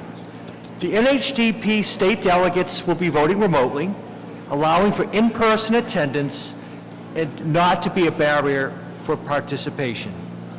This year, the delegates were asked to vote to approve the rules of the convention, the proposed NHDP platform, and any resolutions for 2022. Quorum will be determined by the total number of delegates voting on the adoption of the proposed rules that can be found in your convention book. Voting for the 2022 convention began on June 8th and will conclude on June 21st at 5 p.m. Voting opened at the call of the convention that was sent out 10 days prior to the convention according to the NHDP Constitution. Only ballots received during the voting period will be counted. Paper ballots must be returned to the office by June 21st at 5 p.m. and no proxy voting is permitted for this convention. If you have any questions on how to vote or to drop off your completed ballot, please visit the convention voting booth that is located out there in the hall. And thank you, New Hampshire Democrats, for attending this wonderful convention. Thank you.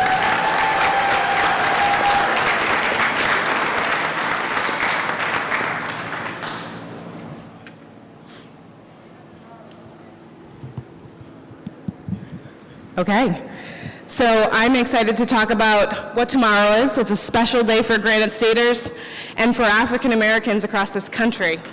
Juneteenth marks the first day in 1865 that the last people in the South were freed from slavery. This is a day for us to honor those who have fought so hard for equal rights in our country and to celebrate the contributions of African Americans. Juneteenth passed as a federal holiday just last year. Just last year. And in the words of my friend Lizzo, I'd like to say about damn time. Here to mark Juneteenth is former and future Senator Melanie LeVake.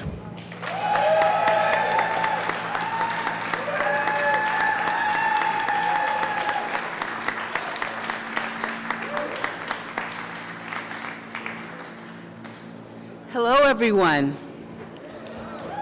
Happy Juneteenth.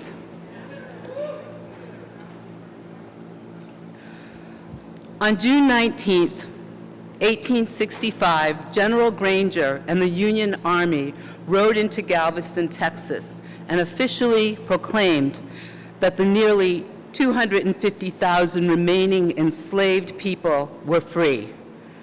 While it took nearly 3 years to reach Texas, the delay was due in part to willful omission in sharing the proclamation in order to exploit one more harvest. Since then, Juneteenth has become a celebration of the day that all men and women became free.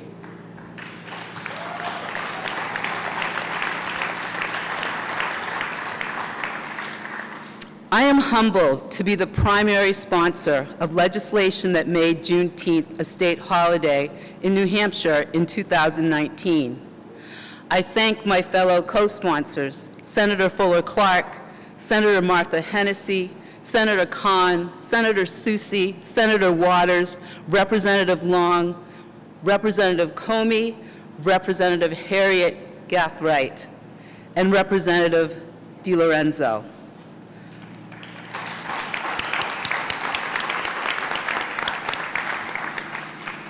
I would also like to recognize a young man named Jordan Thompson.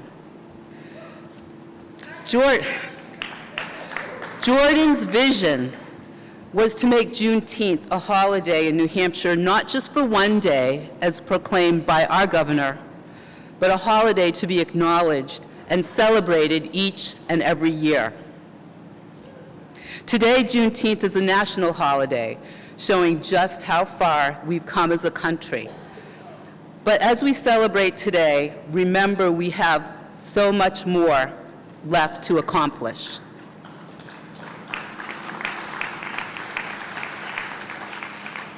The fight for civil rights is not over.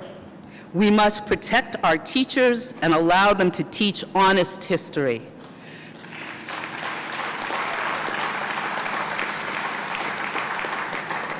We are all enriched when we embrace our shared history, the good and the bad. We need to ensure our criminal justice system provides equal justice for all, and we need to protect the fundamental right to vote, which is under attack as we speak. That work starts by committing to vote on Election Day this November, because everyone, regardless of their race, has a right to life, liberty, and the pursuit of happiness. Thank you, and happy Juneteenth once again.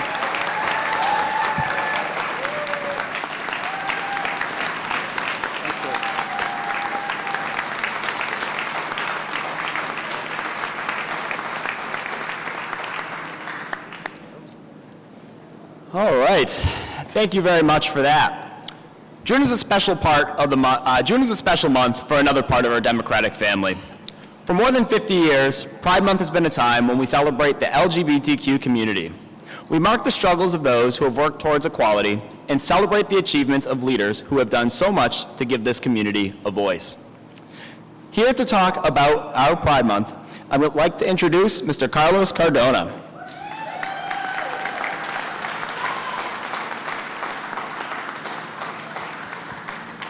Good afternoon. My name is Carlos Cardona. I am the Secretary of the New Hampshire Democratic Party State Convention, but also, importantly, a Laconia Democrat,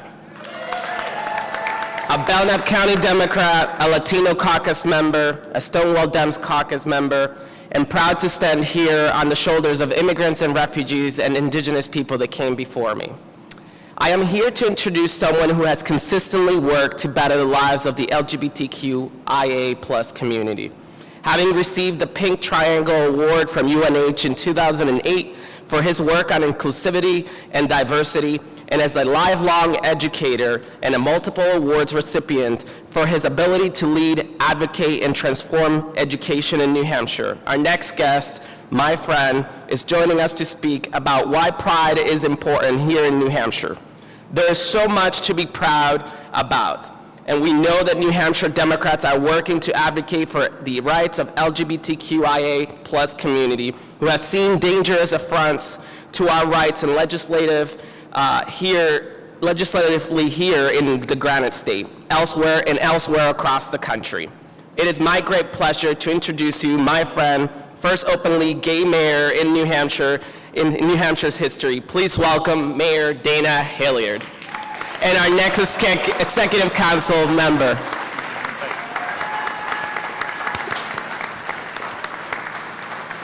Thank you, Carlos. Thank you.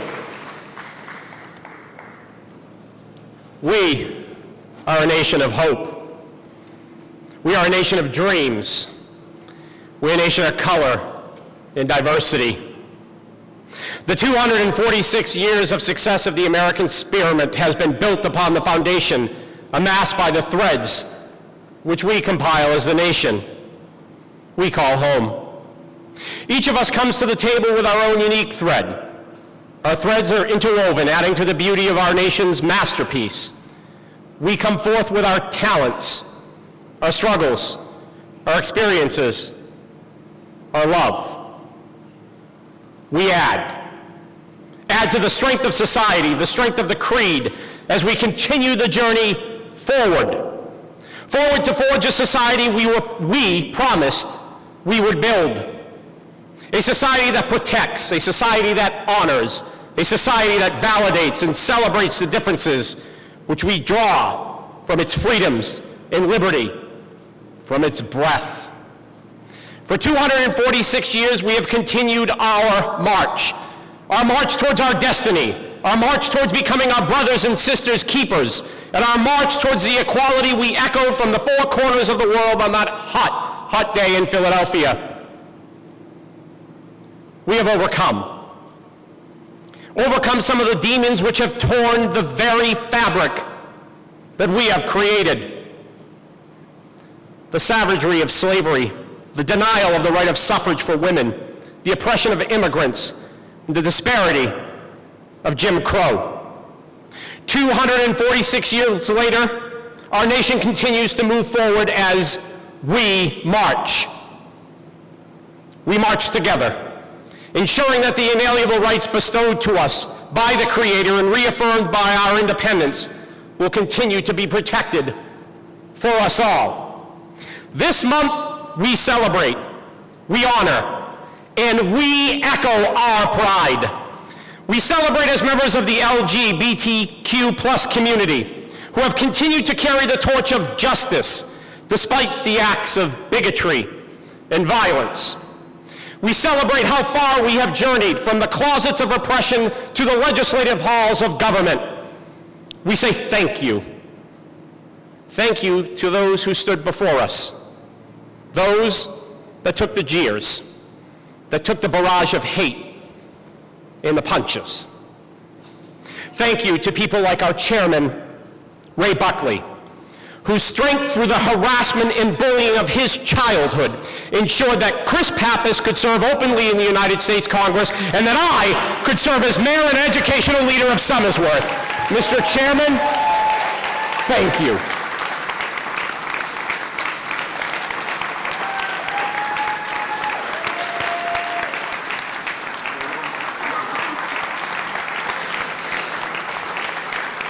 We say thank you. Thank you to former State Senator and Representative Jim Splain, whose commitments and effort brought forward marriage equality to the state of New Hampshire long before the courts had ordered it.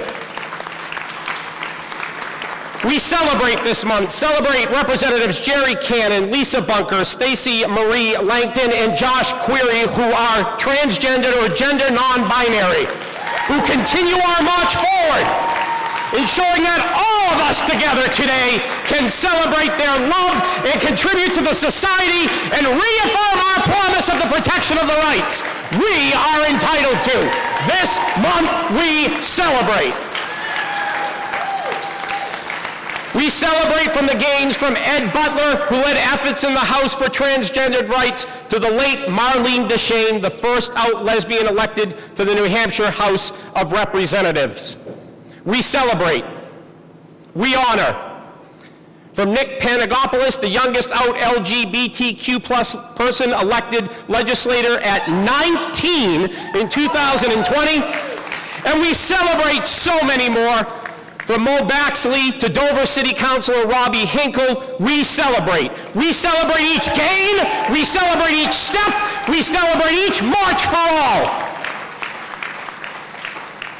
The colors of our rainbow flag remind us how diverse our community is, how diverse our nation is. Each color shines in its own unique way. Yet when we are sewn together, we become inseparable, illuminating the sky for all to see. This month, this Pride, we celebrate how far we have come and remind ourselves as a community and nation how far we must journey, because we will march.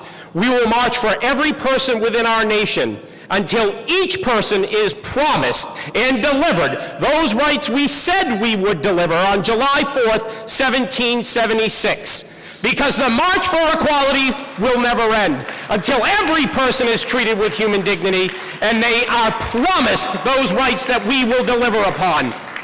This month, let the colors of the rainbow shine. Let it continue to shine this month as we celebrate the diversity that makes our party so strong, our state so strong, and our nation so strong. This month, let us celebrate each other and all the fine qualities each of us continue to bring to that wonderful quilt we call life. Happy Pride, Democrats. Happy Pride, New Hampshire. Happy Pride, United States of America. Let that rainbow flag keep shining. Happy Pride.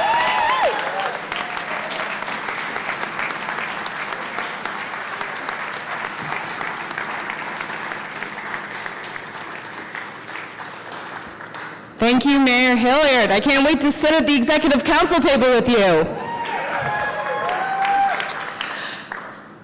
I have the pleasure next to introduce our future, very passionate young leaders, and they're going to give us an update on what they've been doing. So please welcome to the stage New Hampshire High School Democrat Presidents, Hunter Porter.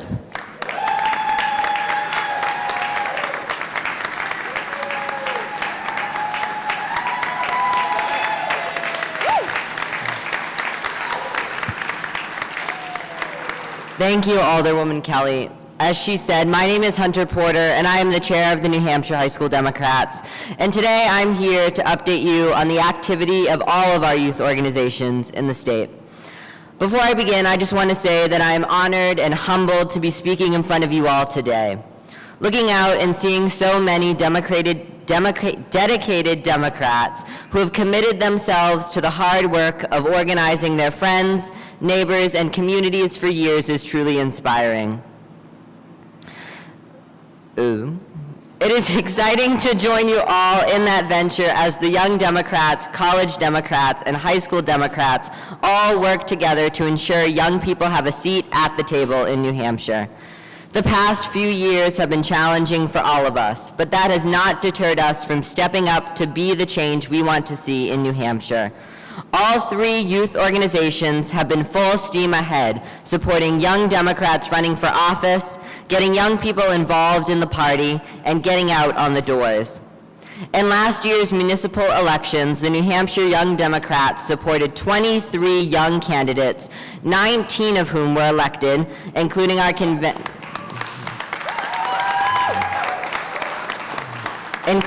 convention co-chairs today, Alderwoman Shashana Kelly and School Committeeman Argyropoulos. In this year's midterms, there are 68 young Democratic candidates running for office, including 63 state rep candidates, 2 for state senate, and 1 for executive council.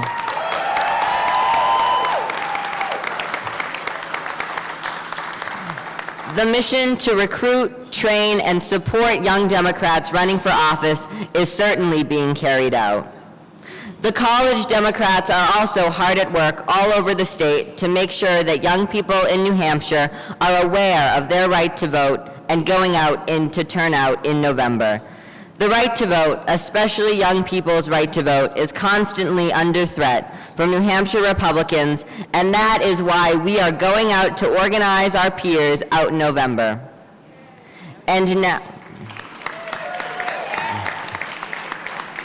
And now on to the youngest, and dare I say coolest members of our party, the high school Democrats. As we all know, high schoolers can't vote, so instead we turn out to mobilize, which is precisely what we did this year. We campaigned for our municipal candidates, fought a far-right extremist legislature, and advocated for New Hampshire's youth. Last year, we were instrumental in canvassing for our municipal candidates and ensuring their wins across the state. During this legislative session, we sent testimony on over 20 different bills. We also continued to speak up against Sununu's oppressive abortion ban and repeated attacks on public education. We look forward to mobilizing high schoolers to canvass and phone bank to help elect Tom Sherman, re-elect our federal delegation, and take back the New Hampshire House and Senate.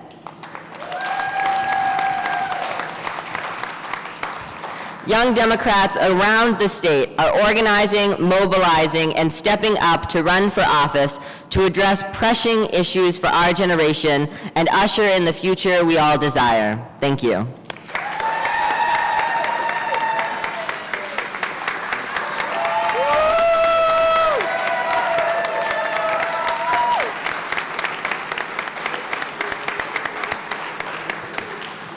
All right, I might be a little bit biased as a public school teacher, but I think students are the absolute best. They just show so much optimism, so much determination, so much drive, and they really do inspire us all on a day in and day out basis. So thank you again, Hunter, for those remarks.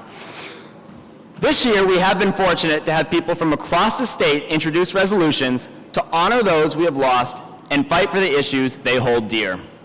Here to give the report from the Resolutions Committee, please welcome Committee Chair Senator Betty Lasky.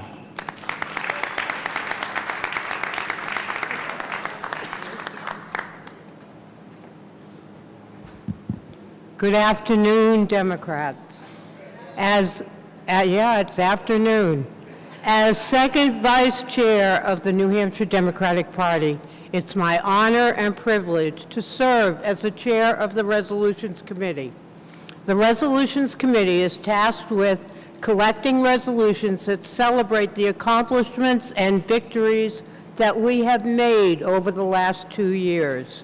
They are a call to action to support issues that we must fight for and bring to light vital issues that all of our communities are facing. I want to thank the members of the committee who worked diligently at this task. Lynn Thomas, Representative Drew Fox, Honorable Biddy Irwin, Honorable Henry Noel, Alan Raff, and Honorable Mike Rollo. Thank you all.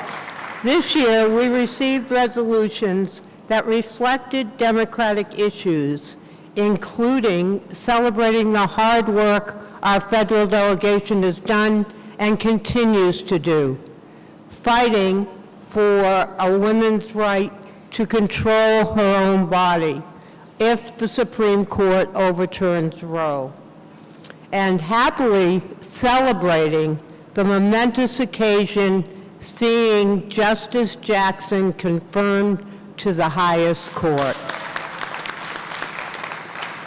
The Resolution Committee also has the sole task of honoring many Granite State leaders we have lost over the last 2 years. To honor all of the people we have lost, I would like to read their names, followed by a moment of silence. Honorable Edwina Elaine Ahern, John Amaral Jr., Carol Appel, Honorable Elizabeth Blanchard, Honorable Paula Bradley, Carol T. Burney, William Cashin, Senator Norman Champagne, Honorable Claire Clark, Hiram Cornell, Representative Robert Rennie Cushing, Honorable Joe Allen Orcott D'Ambroso, Representative Marlene DeShane, Coro Carcanian, John DeStazo, Honorable Thomas Donovan, Thomas Fagan, Honorable Janet Fortnum, Honorable Barbara Connor French, Carolyn French, Sylvia Elizabeth Gale, Ethel Bullcroft Hubert, Senator Harold Janeway, Sheldon Krasker, Martin Marty Lafert, Representative Douglas Lay, Honorable Sid Lovett, William Bud Martin, Honorable Paul McEachern, Honorable Cynthia McGovern, Jonathan Charles Menny, Marie Poirier, Senator Robert Preston, Representative Catherine D. Rogers, Representative Barbara Shaw, John Shea, Diana Sol Seifert, Honorable Philip Phil Spagnolo Jr., Mary Lou Strickland, Honorable Cynthia Page Sweeney, Mary Toomey, Honorable Shirley J. White, and John R. White. And just last week, we lost a devoted Democrat who worked tirelessly for Democrats in Nashua, in the state of New Hampshire, and nationwide, Joe Gramazon. May they rest in peace, and may their memories be a blessing. Thank you. We have a moment of silence.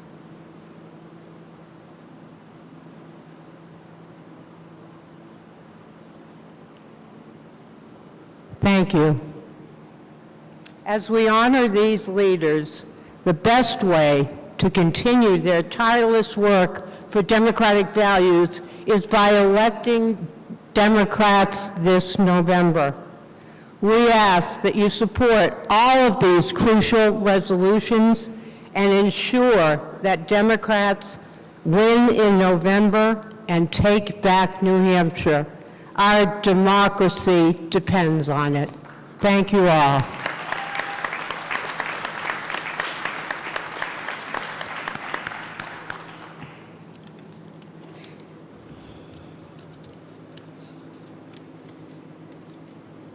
Thank you, Betty. Next, we're going to have the platform committee report. Our platform is more than words on a piece of paper. It is a statement of who we are as a party. Our platform committee this year did tremendous work to make sure that our platform represents who we are. And here to give the platform committee report is my senator and a total powerhouse, Cindy Rosenwald.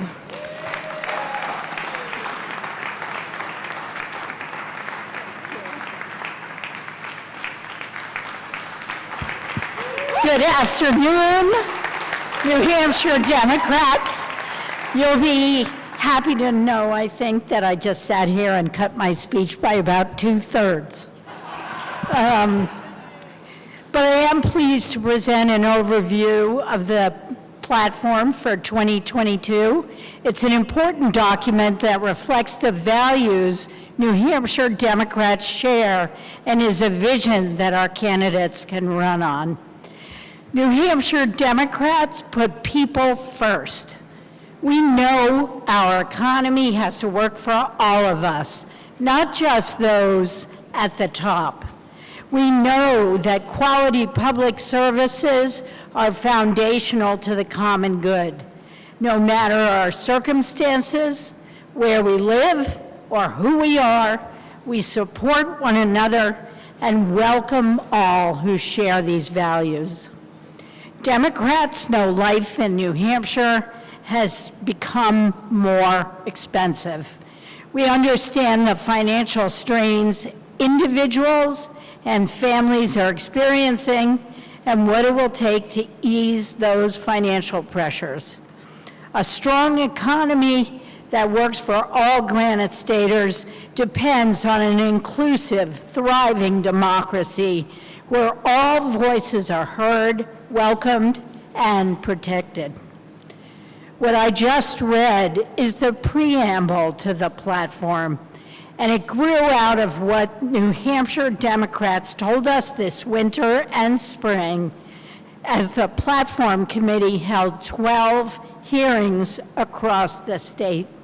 We had one hearing for each county, a combined hearing for Manchester and Nashua, and one statewide hearing.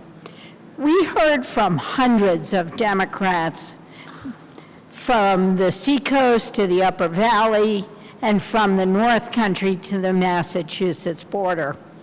Holding these hearings remotely allowed for our committee members to attend more hearings than ever before and listen to the values that Democrats like you hold dear.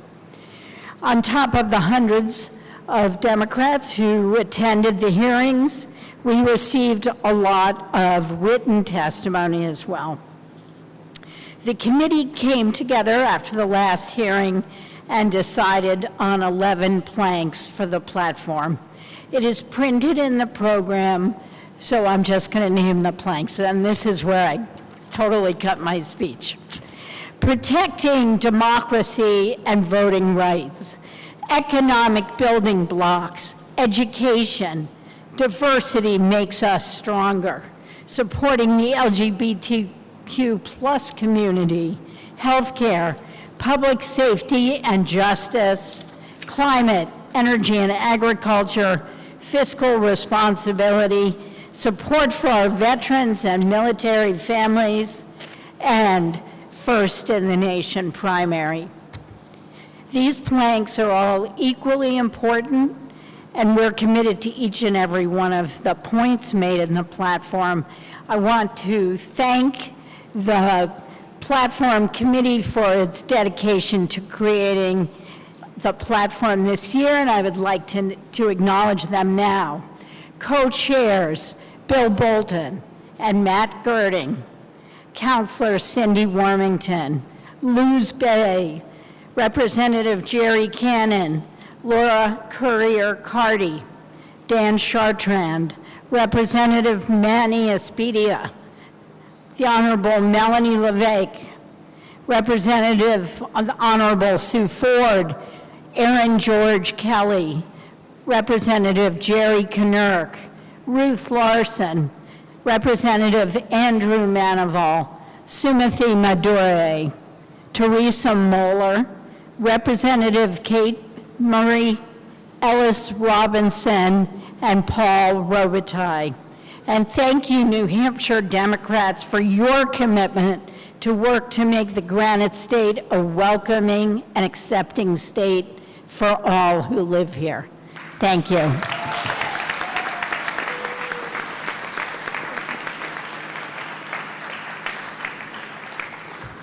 Thank you, Senator. The work of winning elections truly happens at the grassroots. Knocking doors, making phone calls, talking with your friends and neighbors. This is how good people get elected. The people who are making that happen are the outstanding staff and volunteers with Organize NH.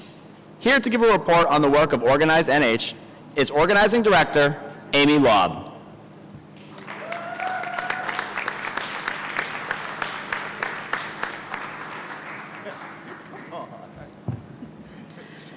Good afternoon, everyone. As has been said, my name is Amy. I am the organizing director here at Organize NH, the coordinated campaign to elect Democrats this year.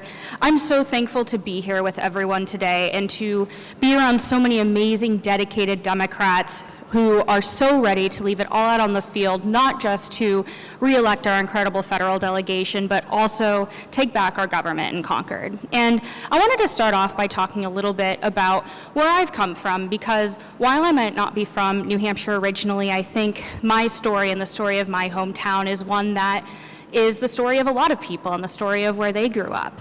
I grew up in a really small coastal town that was built by the fishing and timber industries of, several decades ago, where things were plentiful and people had good union jobs. There were boats coming in and out of the harbor every day. And when those industries started drying up and becoming more inaccessible to everyday working Americans, my town really struggled to pay for basic services that, we really do sometimes take for granted. A good example of that is education. At the end of every school year, when I was in high school, my friends and I would get together and speculate what teachers we thought were going to be let go that year, or what classes would no longer be offered, because that was just something that happened every year to make sure that the school budget could continue to, keep the lights on. And when I was a senior in high school, we actually went to 4 days a week in order to, again, save money, meaning that children who, I was a senior, so it only impacted me for 1 year, but if you were, in kindergarten or first grade, after multiple years of school, would have lost out on months, if not years, of education. And when I went to college and started talking with my friends about their experiences, they would talk about things that they got a chance to do, things that they did in their wealthier school districts, and made me so angry, because it made me feel like the people who I grew up with were resigned to not experience the American dream simply because of where we were from. And it doesn't have to be that way. It won't be that way here in New Hampshire if we can re-elect these incredible Democratic elected officials and take back our governments in Concord to pass the policies and the values I know we all share. And that might sound like a really hard thing to do. And I'm not going to sugarcoat it. It's going to take a lot of work. But just remember, in 2020, there were just about 750 votes that separated Democrats keeping control of the state house and Republicans flipping it. That's 750 votes across the state. Those are 750 voters that we can talk to, and we can convince that Democrats are the best people for them and for their families. And we do that by knocking on doors, we do that by making phone calls, talking to our neighbors, getting out there and making sure that our message is heard. We are going to be having a huge weekend of action this upcoming Saturday and Sunday next week, and I am so excited for the opportunities we have to go talk to voters. If you have just a couple of hours of your time, regardless of where you live across the state, come out and knock doors with us. I promise you will not regret it. These conversations with voters are so valuable, and they really do change their minds and perspectives. And if you can't knock on doors, we make a lot of phone calls. We are calling voters all across the state every single day, and we will get you set up with that as well. My friend and coworker Emma, who is our voter protection director, was supposed to be here with me today, but is unfortunately under the weather, unable to attend. But she is also looking to build out our voter protection team, to bring poll observers, to recruit people to work with the hotline, do everything that we can to make sure that voters have access to the information they need. So if voter contact is not your thing, I'm a little biased. I think it's the best thing in the world, but making sure we're protecting the rights of our ballots and voters is absolutely critical as well. And there's information in all of your bags on how to sign up for that if that is something you're interested in. Again, next weekend, we have a huge weekend of action. We are doing stuff all across the state, and we really want to see you there. So I'm so excited. Thank you so much for having me this afternoon. I am really looking forward to the work I know we can do together and the success we will collectively have in November this year.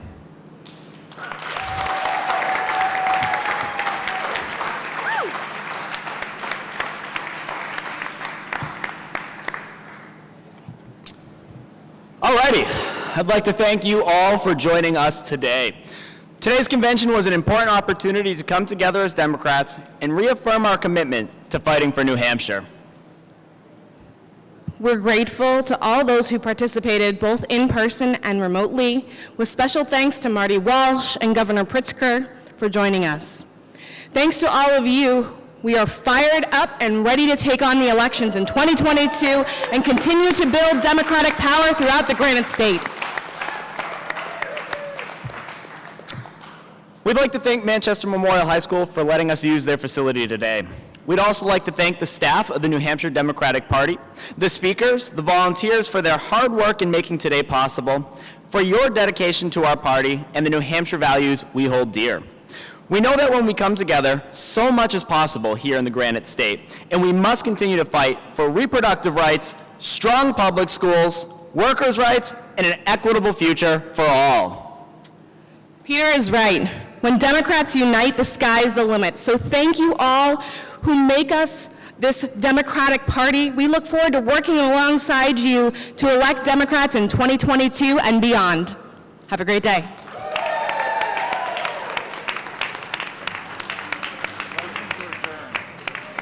I have to move to adjourn. So moved? All those in favor? Aye.